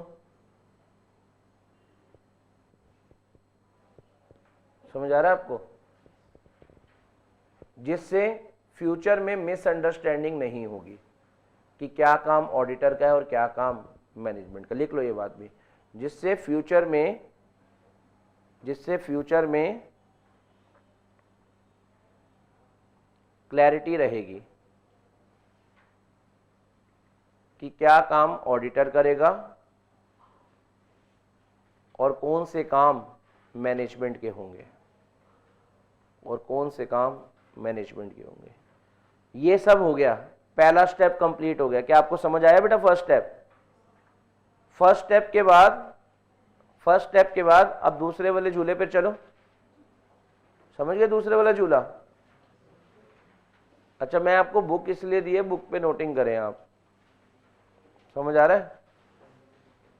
बुक इसलिए दी है, बुक पे नोटिंग करें। एक्चुअल में क्या होगा, अगर आप मेरे अकॉर्डिंग नहीं चलेंगे ना, फिर आपको दर्द डिस्को होगा, देख लेना आपको। आप बुक इसलिए दिए, बुक में ही नोटिंग करनी है, अब आपको कहीं नहीं करनी, क्योंकि किस टॉपिक का मतलब क्या है उसके सामने ही लिखेंगे आप, ठीक से? अच्छा जी, अब सेकंड वाले झूले की अगर मैं बात करूं आपके साथ, जो आपने मेरे साथ बनाया था, सेकंड वाले झूले पर अगर हम चलें, प्रिलिमिनरी एंगेजमेंट एक्टिविटी सबको स्प्राइट है? हाँ जी, पक्का? अच्छा, सेकंड वाली तरफ अगर हम चलें तो बेटा उसको कहते हैं प्लानिंग एक्टिविटीज। उसको हम क्या कहते हैं, जल्दी बताओ, मजा ही नहीं आ रहा, क्या कहते हैं? ठीक है, तो आप लिख लो यहां पर प्लानिंग एक्टिविटीज।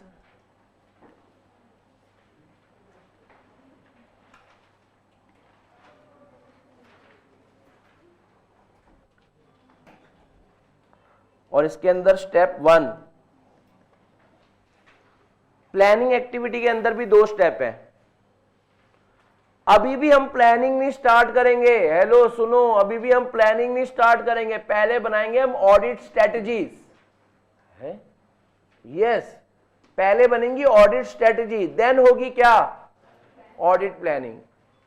मतलब याद है आपको, मैंने बोला था अभी क्लास की स्टार्ट में, सबसे पहले होती है प्रिलिमिनरी एंगेजमेंट एक्टिविटी, फिर कुछ और होता है, और फिर क्या होती है, प्लानिंग। समझ आ रहा है? तो कुछ और का मतलब समझ रहे हो, ऑडिट स्ट्रेटजी। चैप्टर के नाम पर आओ, चैप्टर के नाम पर आओ, क्या लिखा हुआ है? सबसे पहले क्या होती है, फिर क्या होगी, लेकिन हमारी मजबूरी है, हमें चैप्टर यहां से स्टार्ट करना पड़ता है। पर एक्चुअल में क्या होता है, पहले स्ट्रेटजीज बनती हैं और फिर, आप समझ रहे हैं, यस और नो? तो यानी स्ट्रेटजीज की बात करता हूं और 101% आपके माइंड में इतने बढ़िया ढंग से फिट हो जाएगी ना, 101%। आपको लेकिन सुनना पड़ेगा एक एग्जाम्पल। पहले मैं आपको इसकी डेफिनेशन लर्न करा देता हूं, फिर मैं आपको एक एग्जाम्पल देता हूं जो प्रैक्टिकल वर्ल्ड में होता है, उससे आपको समझ आ जाएगा। सुनो जी, ऑडिट स्ट्रेटजी की बात कर लेते हैं। सर करो ना, चलो। पहला, ऑडिट स्ट्रेटजी का मीनिंग क्या होता है, तो आप सबसे पहले लिखेंगे, इस स्टेप का नाम आप समझे लिख रहे हो, एस्टैब्लिशिंग ओवरऑल ऑडिट स्ट्रेटजी। इस स्टेप का पहले नाम लिखो, क्या लिखोगे? स्टेप नंबर 1 का, एस्टैब्लिशिंग ओवरऑल ऑडिट स्ट्रेटजी।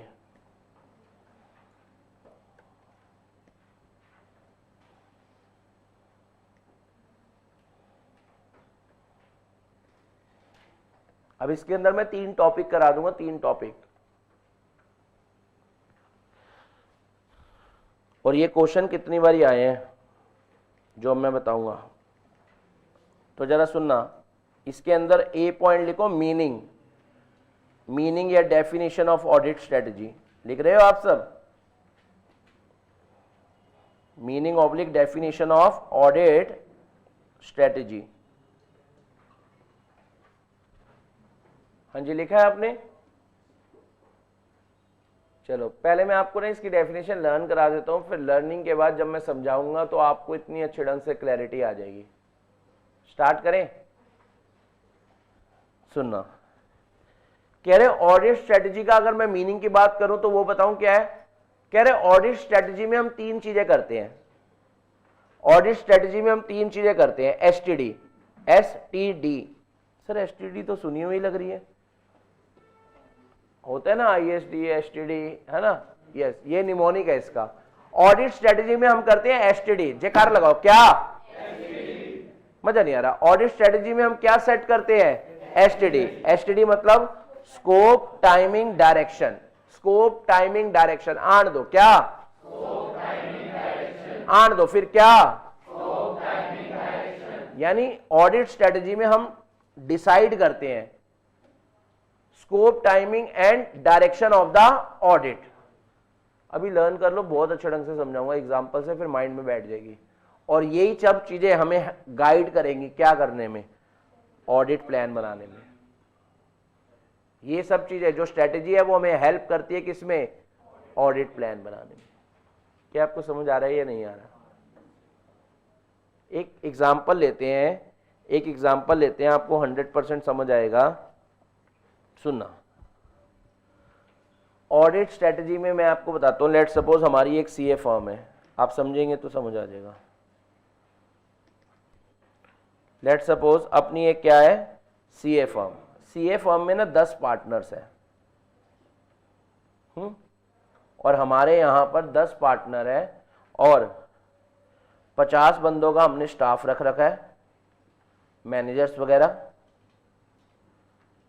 ठीक है ना? उसके अलावा हमारे यहां पर 100 आर्टिकल्स भी हैं जो काम करते हैं। समझ आ रहा है? तो अब मैं क्या कहूंगा, हमारे को एक क्लाइंट मिला, कोका कोला तू, ठीक है ना? हमें एक क्लाइंट मिला कोका कोला तू, तो भाई छोटा क्लाइंट है या बड़ा क्लाइंट है? बड़ा क्लाइंट है। तो भाई कौन से वाले पार्टनर को भेजना है ये डिसाइड करना कि भाई इसमें जो जाएंगे पुष्पा जाएगा, क्योंकि क्लाइंट है बहुत बड़ा, पुष्पा ही हैंडल कर पाएगा। समझ आ रहा है आपको? और भी अभी बातें जरा सुनना। पुष्पा जाएगा और यहां से स्टाफ में ये सब लोग जाएंगे, ये सब मतलब जो उसके मैनेजर्स वगैरह होंगे, और ये वाले आर्टिकल्स इस क्लाइंट पे लगेंगे, क्योंकि बड़ा क्लाइंट है, एक्सपीरियंस स्टाफ को ही भेजेंगे, अनएक्सपीरियंस को नहीं भेजेंगे। बताओ आर्टिकल में भी ऐसा होता है, first year article, second year article.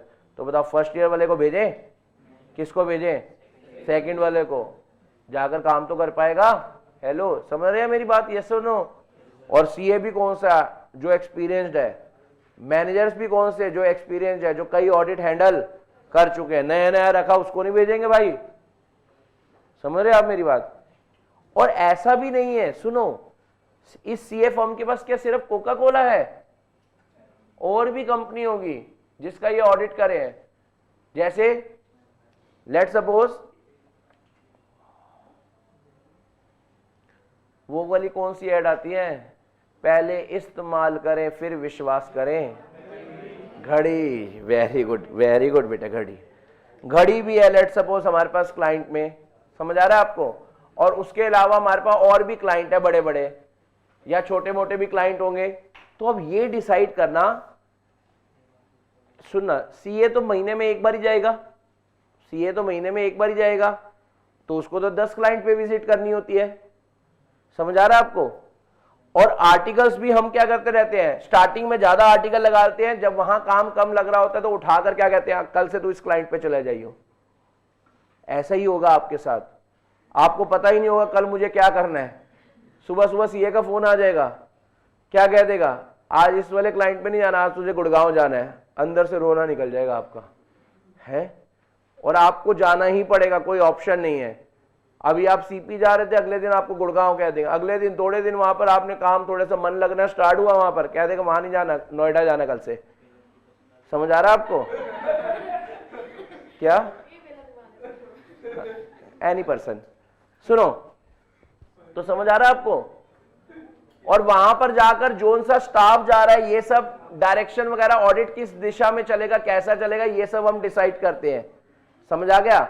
और इसी के हिसाब से ये सब चीजें हमारे को बताओ। यानी जो हमारा एचआर वाला काम होता है, जो हमारा क्या होता है, एचआर वाला काम, वो सारा क्या होता है, स्ट्रेटेजी में डिसाइड होता है। ये स्ट्रेटेजी रहेगी, इस क्लाइंट पे पहले महीने 4 आर्टिकल रहेंगे, ये सब रहेगा। उसके बाद अगले महीने से हम 2 कर देंगे।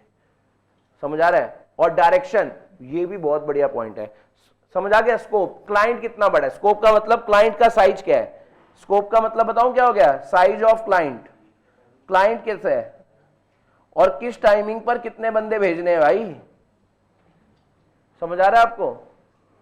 और डायरेक्शन, भाई ऑडिट जो है पहले दिन से करना है या साल में पहले अकाउंट्स खत्म हो जाए एक ही बार जाकर करेंगे, क्वार्टरली करते हैं या मतलब इंटरिम बेसिस पर ऑडिट करें, कितनी विजिट्स करें।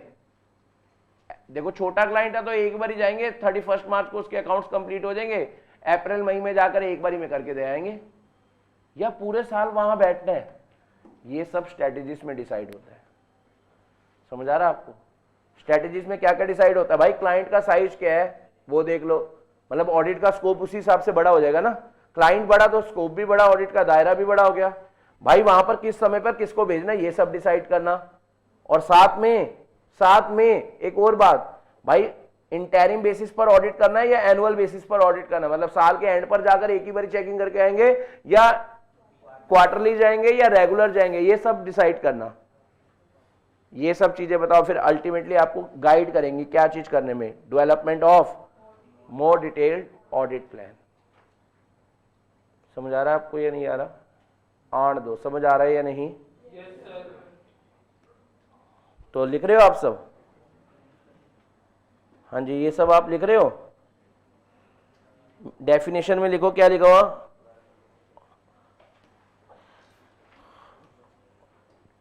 देखो ओवरऑल ऑडिट स्ट्रेटजी सेट, देखो सेट होने का एक अलग ही मजा है, ओवरऑल ऑडिट स्ट्रेटजी सेट्स, बताओ कितनी अच्छी बात करें, क्या क्या सेट, एसटीडी, एसटीडी, एस का मतलब आप लिखेंगे, एस का मतलब आवाज में दम नहीं है, एस का मतलब, टी का मतलब और डी का मतलब direction of what,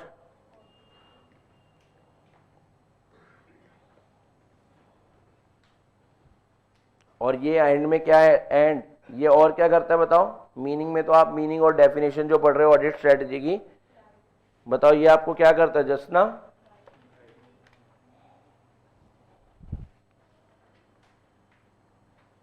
guide the development of more detailed audit plan, और इसके बेसिस पर हम डेवलपमेंट कर पाते हैं किसकी, and guide the development of what, more detailed audit plans. समझ आया आपको? अगर समझने के लिए लिखना ना अगली बार आपको याद रहे, यहां लिखना,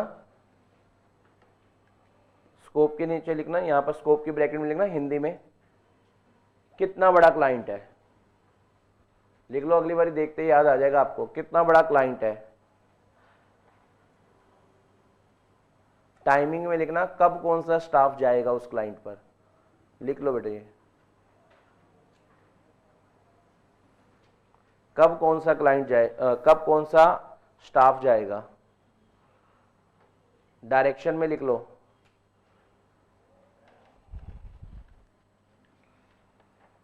इंटरिम बेसिस पे करेंगे या एनुअली करेंगे, ठीक है ना, समझ आ गया आपको। और बताओ ये चीजें हमें क्या किस चीज में हेल्प करेगी, आपके हिसाब से ये चीजें हमें किस चीज में हेल्प करेंगी, बताओ ना, आवाज में दम, किस चीज में हेल्प करेगी, ऑडिट प्लानिंग करने में, ऑडिट प्लान बनाने में हमारे को इससे हेल्प होगी, यस और नो। अच्छा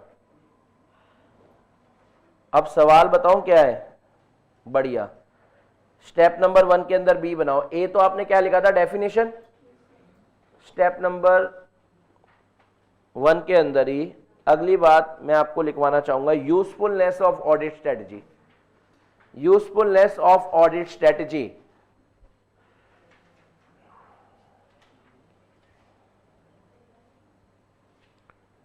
usefulness of audit strategy. Hello, usefulness of what? Audit strategy.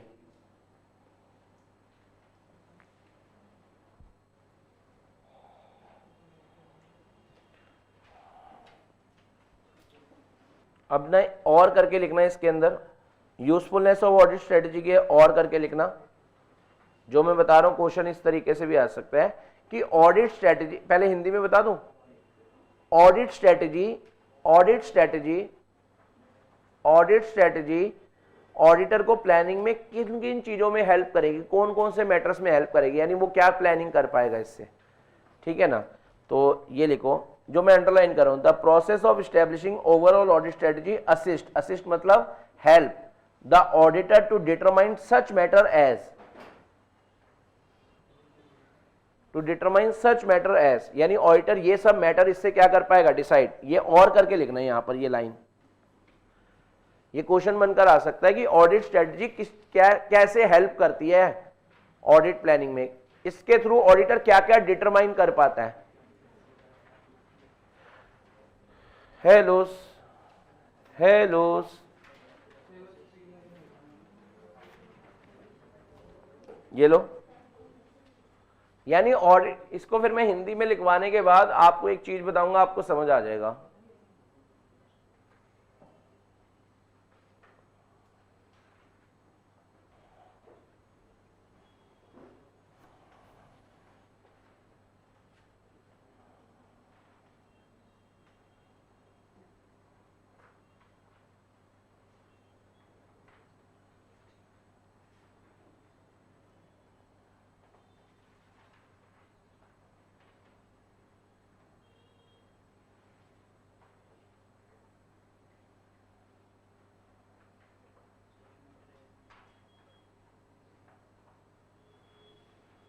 Hindi में लिख लो ताकि आपको अगली बारी समझ आए। ऑडिट स्ट्रेटजी,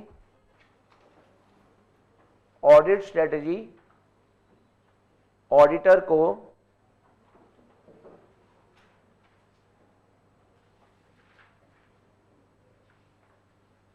किन चीजों को डिटरमाइन करने में हेल्प करती है।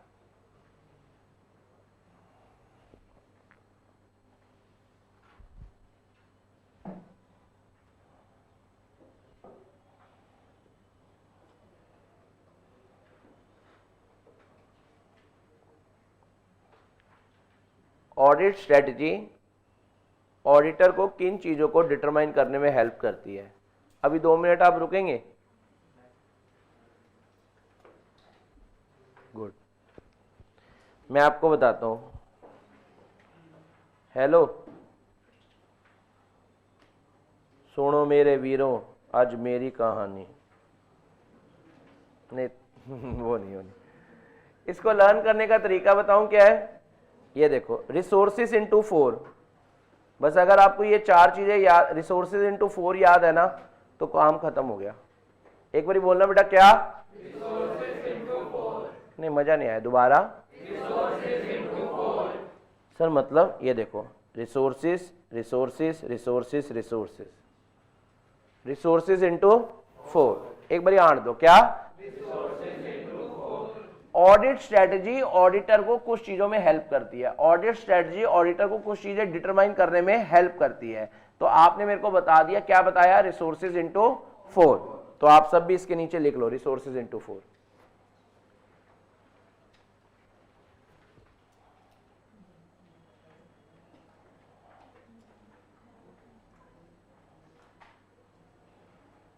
इसके अंदर 4 पार्ट्स में डिवाइड कर देना, रिसोर्सेज इंटू 4 को 4 पार्ट्स में डिवाइड कर देना, रिसोर्सेज इंटू 4 को 4 पार्ट्स में डिवाइड कर देना। सबसे पहले वाले पे लिखना, सबसे पहले वाले झूले पे लिखना कौन से रिसोर्सेज चाहिए, लिखो। सबसे पहले वाले पे आपको ये लिखना है कौन से रिसोर्सेज चाहिए, लिख लिया आपने? फर्स्ट वाले पे लिख लिया कौन से रिसोर्सेज चाहिए। दूसरे वाले पे लिखना किस एरिया के लिए रिसोर्सेज चाहिए और कितने चाहिए, किस एरिया के लिए रिसोर्सेज चाहिए और कितने चाहिए, किस एरिया के लिए रिसोर्सेज चाहिए और कितने चाहिए। तीसरे वाले पे लिखना कब चाहिए, तीसरे वाले पे लिखना कब चाहिए, और फोर्थ वाले झूले पे लिखना इन रिसोर्सेस को manage, direct and supervise, manage, direct और सुपरवाइज कैसे करेंगे, मैनेज, डायरेक्ट और सुपरवाइज कैसे करेंगे। रिसोर्सेज इंटू 4, वर्ड समझ आ रहा है आपको, रिसोर्सेज इंटू 4। देखो जी, ऑडिट स्ट्रेटजी आपको बता देगी, पहली बात बताओ क्या बता देगी, ऑडिट स्ट्रेटजी आपको हेल्प करेगी ऑडिटर को क्या चीज डिटरमाइन करने में, क्या चीज डिसाइड करने में। सबसे पहला क्या, कौन से रिसोर्सेज चाहिए, मतलब एक बात बताओ, जो ऑडिट होगा उसके लिए हमारे को टाइम भी चाहिए होगा, टाइम इज रिसोर्स, हमें लैपटॉप चाहिए होगा रिसोर्स, हमें एंगेजमेंट टीम चाहिए होगी, ये सारे हमारे रिसोर्सेस हैं। तो यानी आप डिसाइड कर पाओगे। याद है एचआर वाला काम ही तो होता है, ऑडिट स्ट्रेटजी का काम ही क्या है, एचआर वाला ही तो है। और इसके थ्रू हम क्या डिटरमाइन कर पाएंगे कि भैया हमारे को स्पेसिफिक ऑडिट एरियाज के लिए कौन कौन से रिसोर्सेज चाहिए होंगे। जैसे जो हाई रिस्क एरिया है उनमें हमें क्या चाहिए होगी, एक्सपीरियंस टीम चाहिए होगी। कौन से रिसोर्सेज चाहिए होंगे, जहां हाई रिस्क एरिया वहां पर हमें एक्सपीरियंस टीम चाहिए होंगी। कॉम्प्लेक्स मैटर्स के लिए हमें किसकी इन्वॉल्वमेंट होगी, एक्सपर्ट, यानी हमारी टीम में उस समय एक्सपर्ट भी होना चाहिए। कौन से ये समझ आ गया, यस और नो। तो लिखो उसके नीचे जहां लिखा कौन से चाहिए होंगे के नीचे लिखो,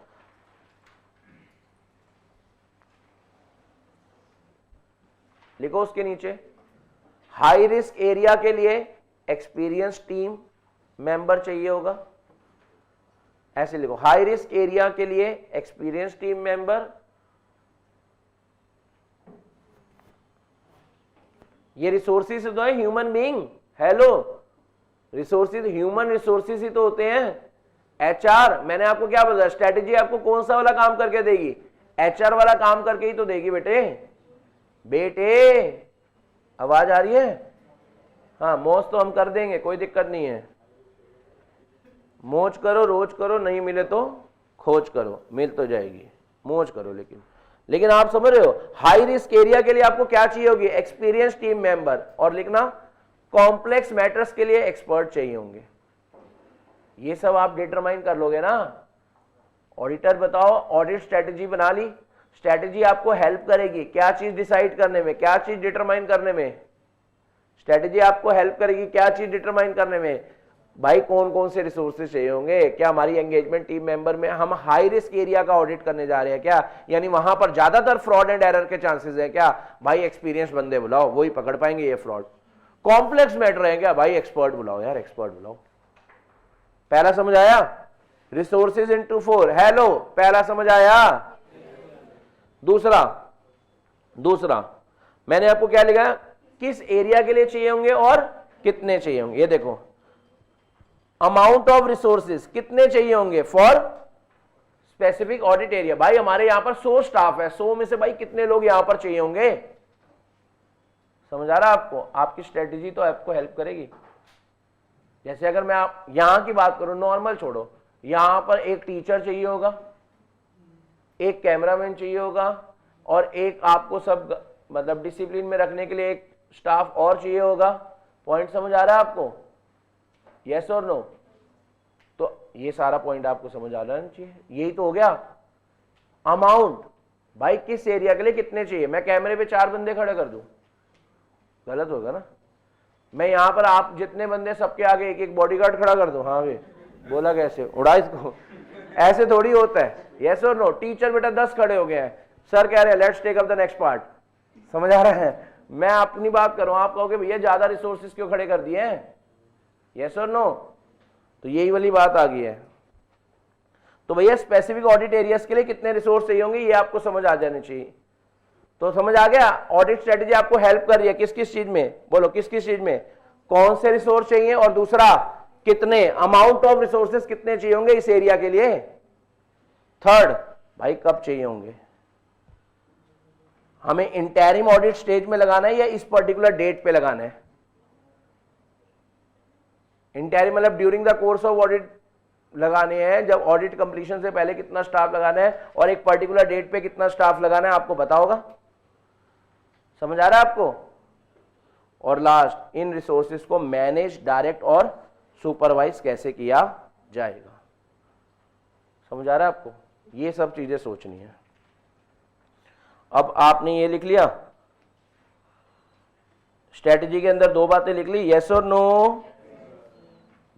पहला बात, स्ट्रेटेजी की डेफिनेशन आन दो, स्ट्रेटेजी की डेफिनेशन आन दो। Overall audit strategy sets what, STD, आवाज में दम नहीं, क्या एस बोले तो, टी बोले तो, डी बोले तो, एंड यही सब चीजें क्या करेंगी, guides the development of overall audit plan. ये सब समझ आ गया आपको। और दूसरी बात, ये सब तो होगा ही होगा, उसके अलावा और क्या होगा जल्दी बताओ। उसके अलावा ऑडिट स्ट्रेटेजी के यूजफुलनेस क्या है, मतलब ऑडिट के लिए वो यूज क्या, किन कामों में आती है, बताओ किन कामों में आएगी, ऑडिटर को क्या चीज डिटरमाइन करने में हेल्प करेगी। हमने कहा रिसोर्सेज इनटू 4। पहली बात रिसोर्सेज, आवाज में दम नहीं, रिसोर्सेज नहीं, मजा नहीं आया, रिसोर्सेज। दूसरा, किस एरिया के लिए चाहिए और कितने चाहिए। तीसरा, कब चाहिए। फोर्थ, इनको हम, इन रिसोर्सेज को हम मैनेज, डायरेक्ट और सुपरवाइज कैसे करेंगे। थर्ड क्वेश्चन बनाना बेटा इसी में, स्टेप नंबर 1 के अंदर ही। सर हमारा पेज फिल हो गया, बेटा नेक्स्ट पेज पे चले जाओ, कोई दिक्कत हो ना आपको। अब कई लगे हुए हैं उसी के नीचे ऐसे ऐसे लिख के, अगली बार याद ही नहीं आएगा क्या लिखा था। अगले पेज पे चले जाओ ना, एंड में कई ऐसे ऐसे लिख रहे होते हैं, अगली बार दिमाग लगाते रह जाते क्या हुआ था। भाई अगले पेज पे चले जाओ, बहुत पेजेस दिए हैं आपको, 300 पेजेस आपको फ्री दिए हैं लिखने के लिए। समझ आ रहा है आपको, टेंशन ना लो, लिखो, खुल के लिखो। सुनना जी सुनना, चलो जी। थर्ड क्वेश्चन आपको यही लिखना है, factors to be taken into consideration by auditor for establishing audit strategy. ये आपका थर्ड बनेगा, point number C. Factors to be taken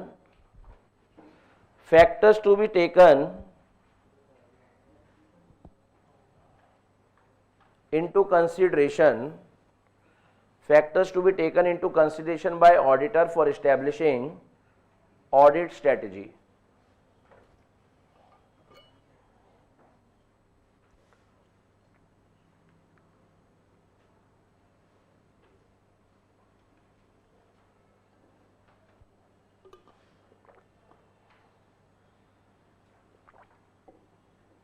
चलिए स्टार्ट करें। ब्रैकेट में इसको हिंदी में लिखना क्वेश्चन को, ऑडिट स्ट्रेटेजी बनाते वक्त किन बातों का ध्यान रखना है। ऑडिट स्ट्रेटेजी बनाते वक्त किन बातों का ध्यान रखना है, इसको लर्न करने का तरीका बता दो। देखो उसमें एक क्रो सुन लेना, क्रो डिटेक्ट्स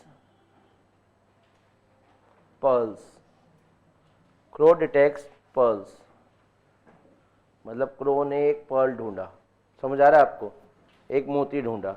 अब इससे ना ये निमोनिक है, हाँ बता दिया ना। चलो इनसे जो मैं अंडरलाइन कर रहा हूं सिर्फ उसी से ही मीनिंग है, समझ आ रहा है आपको। इनसे जो मैं वर्ड आपके साथ डिस्कस कर रहा हूं उससे आपके क्या निकल आएंगे, मीनिंग निकल आएंगे। ठीक है, अभी आपको दे दो 5 है, एक एक करके अंडरलाइन करवा दूंगा। पहले हम स्टार्ट करते हैं। सबसे पहले स्ट्रैटेजी बनाने से पहले आपको किन बातों का ध्यान रखना है। सबसे पहले तो भाई क्लाइंट को तो समझो। क्लाइंट आपको कह रहा है समझो ना, कुछ तो समझो ना, तो कह रहे रुको अभी सब्र करो, समझते हैं आपको, ठीक है ना। तो सबसे पहली बात आपको आइडेंटिफाई करने characteristics of the engagement that define it's scope, यानी सी से आ गया कैरेक्टरिस्टिक्स। आपको सबसे पहले क्या करना है जल्दी बताओ, कैरेक्टरिस्टिक्स ढूंढने हैं, समझ रहे हैं मेरी बात। जो आपको क्या डिफाइन करेंगे, जो आपका क्या डिफाइन करेंगे, स्कोप। तो लिखो जरा फर्स्ट फैक्टर। पहले यार क्लाइंट को तो समझ लो, हेलो क्लाइंट को समझ लोगे, क्लाइंट को समझ लोगे तो बताओ क्या होगा, ऑडिट स्ट्रेटेजी बेटर होगी, यस और नो। तो पहला क्या आ गया, identify the characteristics of the engagement that define it's what, scope.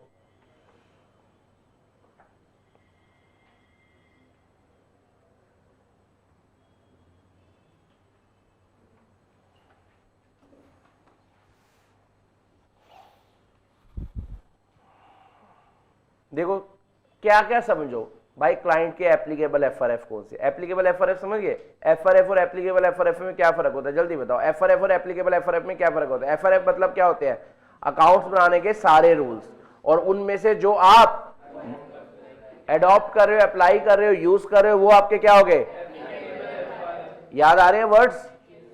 तो यहां पर यही तो हो गया, कह रहे हैं सबसे पहले ये देखो, ये सम ऑफ द कैरेक्टरिस्टिक्स, उसके हिसाब से तो आपका बेटा ऑडिट स्ट्रेटेजी बनाओगे। आप क्लाइंट को समझो, ऑडिट के स्कोप को समझो, दायरा समझो, उसके हिसाब से स्ट्रेटेजी बनाओ ना, जो आपकी चीजें दायरे के अंदर आती है वही बनाओ।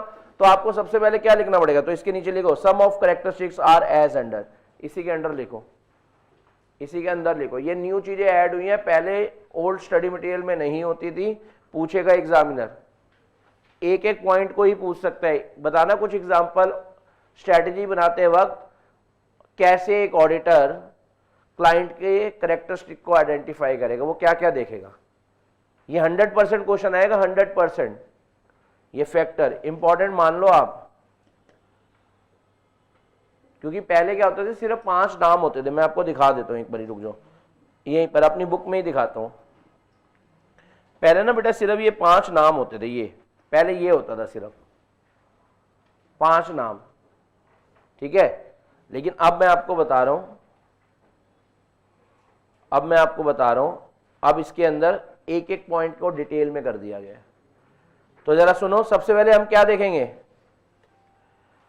कैरेक्टरिस्टिक्स, क्लाइंट को समझेंगे ना, और क्लाइंट को समझने के लिए क्या क्या करना पड़ेगा बताओ, उसका एप्लीकेबल एफआरएफ क्या लगेगा, मतलब उस क्लाइंट पर क्या क्या एफआरएफ लगेंगे वो आपको करने पड़ेंगे। लिखो, पहले लिखते जाओ, ये लिखना ही है अपने हाथ से, क्योंकि जो हाथ से लिखोगे वही याद रहता है। बुक में तो पहले भी छपा हुआ है, आगे भी छपा हुआ है, आगे के पेजेस भी देख लेना, पर आपको याद नहीं है जब तक लिखोगे नहीं उसके बारे में। दूसरा, नेचर ऑफ बिजनेस समझो उसका,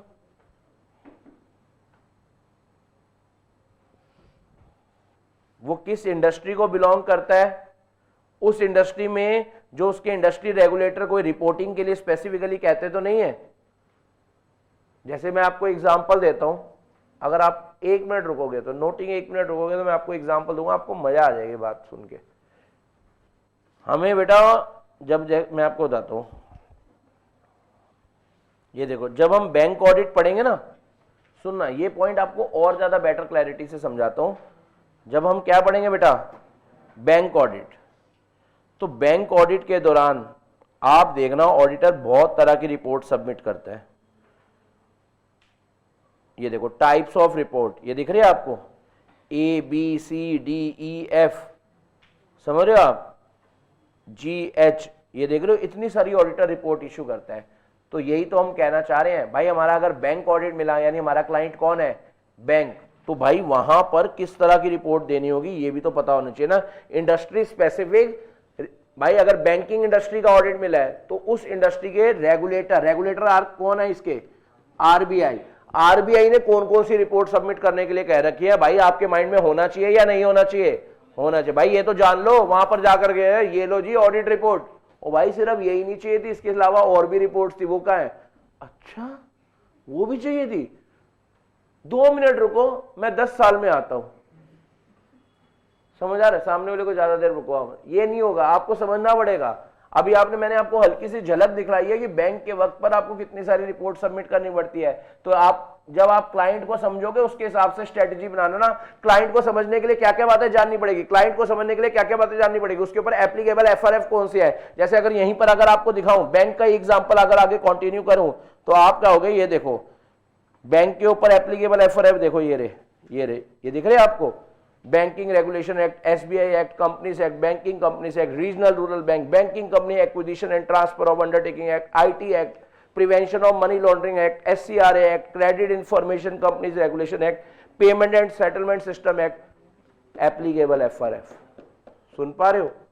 हेलो, सुन पा रहे हो भाई? जानो ना सर, हमें तो यही लगता था कंपनी का ऑडिट मिलेगा, कंपनी से एक्ट करके चले जाएंगे, हो जाएगा।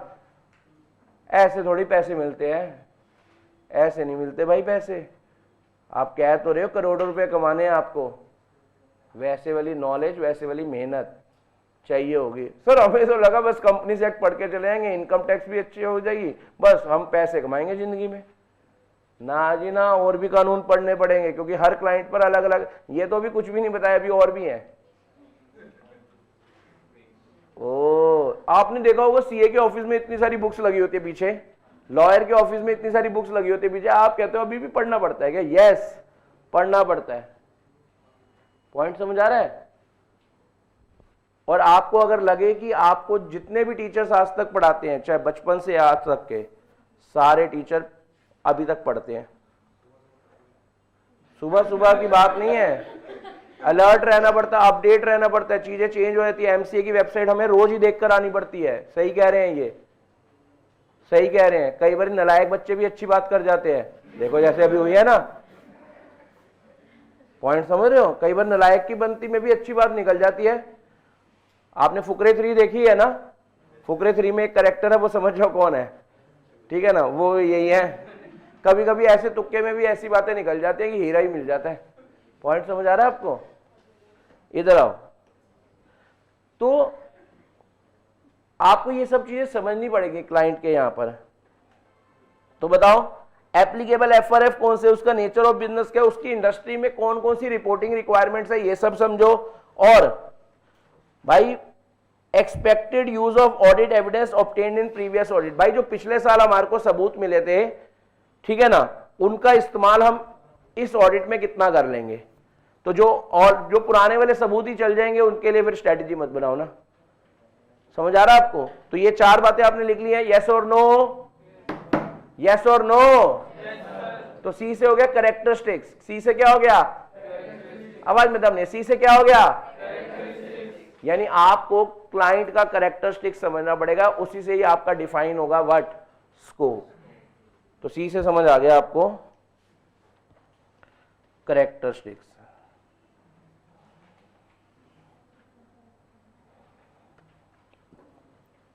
समझ आ रहा है? और यही अल्टीमेटली डिफाइन करेगा क्या, स्कोप। चलो जी, अगर आप चार्टर्ड अकाउंटेंट सक्सेसफुल बनना चाहेंगे तो आप ये मान लो जब तक आप रिटायर नहीं होगे तब तक आपको पढ़ना पड़ेगा। नहीं तो अगर आप में एक रूल है, एक बहुत बढ़िया रूल है, अगर आप अपडेट नहीं होंगे ना, जैसे नोकिया को सबने नो किया, आपको भी नो कर देंगे।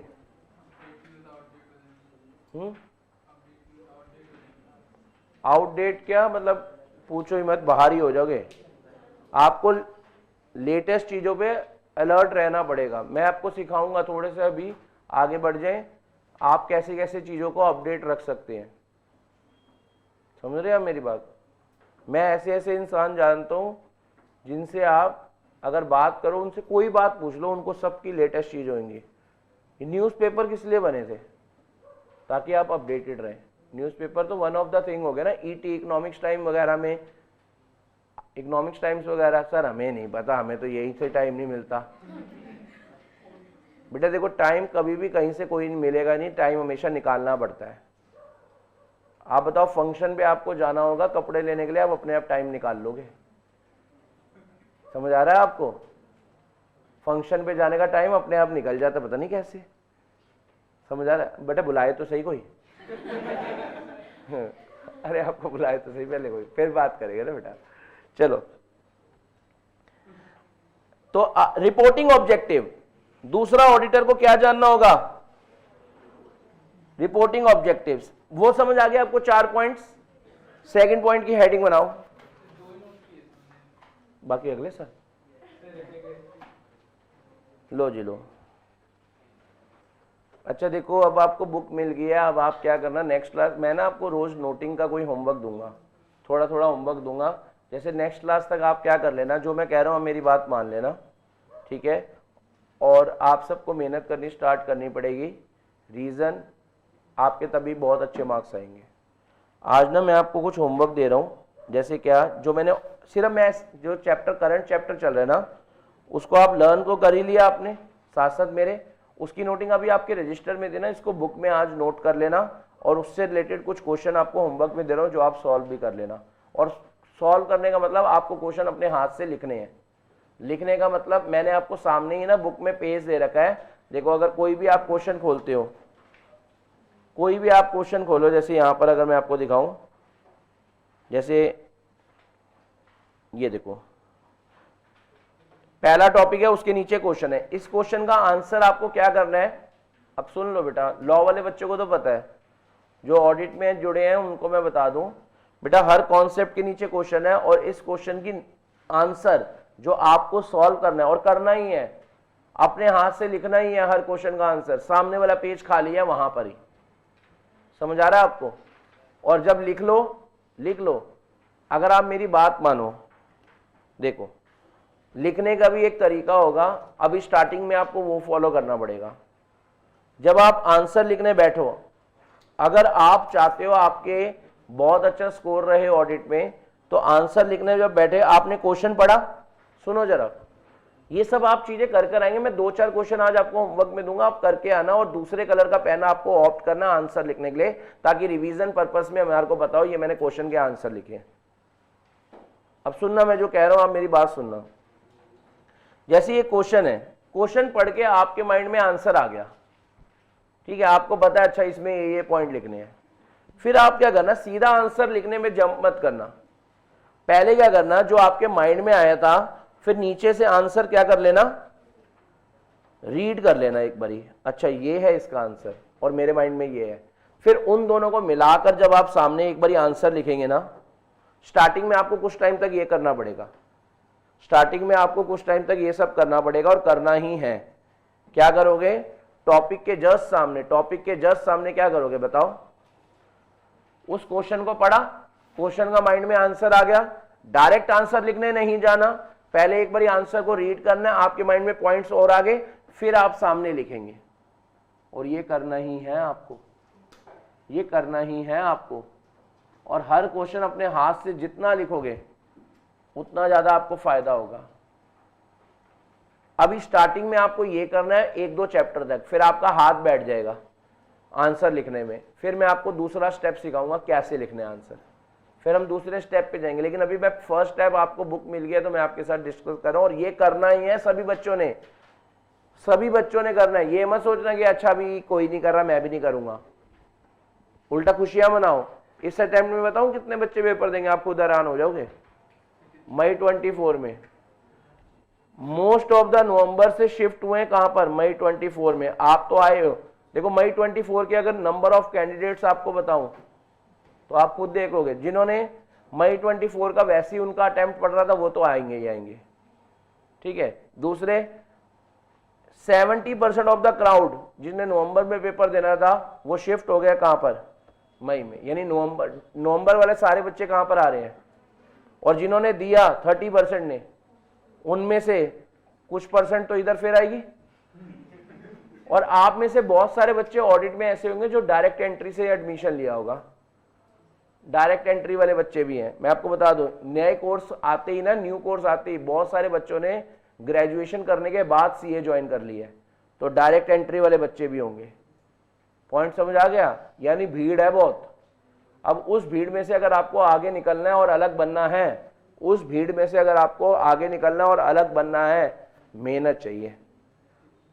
समझ आ रहा है आपको? आपके अटेम्प्ट में भर भर के बच्चे हैं, समझ रहे हो आप बात? हम सीए इंडस्ट्री की अगर बात करें ना बेटा, हमारे 2 सीजन होते हैं, पीक सीजन और नॉन पीक सीजन। इस बारी नॉन पीक सीजन पीक से भी बढ़कर है, नॉन पीक सीजन पीक से बढ़कर है इस समय मई 24 का। समझ रहे हो आप?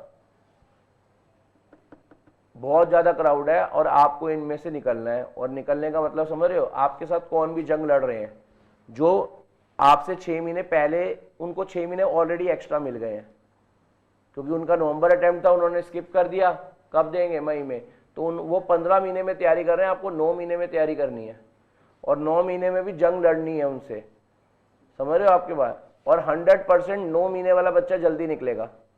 मैं आपको बता रहा हूं 9 मंथ में बताओ क्या होगा कि आप सब क्या करोगे, उनकी कॉन्टिन्यूटी टूटी है बीच में पढ़ाई की, वो लीनियंट हो गए हैं, आप नहीं लीनियंट हुए।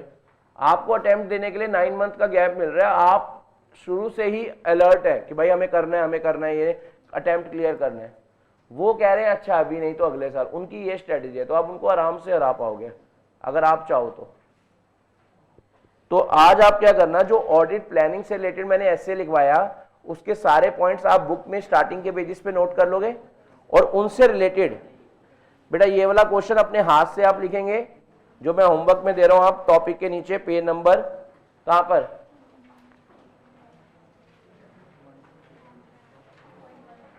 हाँ जी 2.1 पर, जो प्लान शुड मेड कवर, ये वाला क्वेश्चन और ये वाले क्वेश्चन होमवर्क में आपके। बस ये 2-4 क्वेश्चन आपके अभी होमवर्क में दे रहे हैं आपको।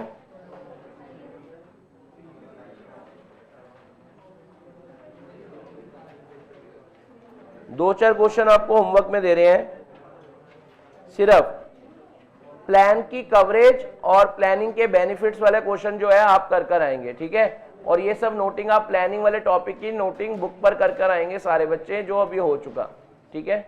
नेक्स्ट क्लास में आगे कंटिन्यू करेंगे, आज के लिए इतनी ही मुक्कालात है। और अब से आपको बुक ही लानी है, नोटबुक लाने की जरूरत नहीं है। और जो आंसर लिखोगे वो ब्लैक कलर के पेन से लिख लेना या कोई डिफरेंट कलर के पेन से लिख लेना, रीजन आपको पता हो कि ये मैंने क्वेश्चन के आंसर लिख रखे हैं, ठीक है बेटा। ओके बाय बाय, आज के लिए इतना ही।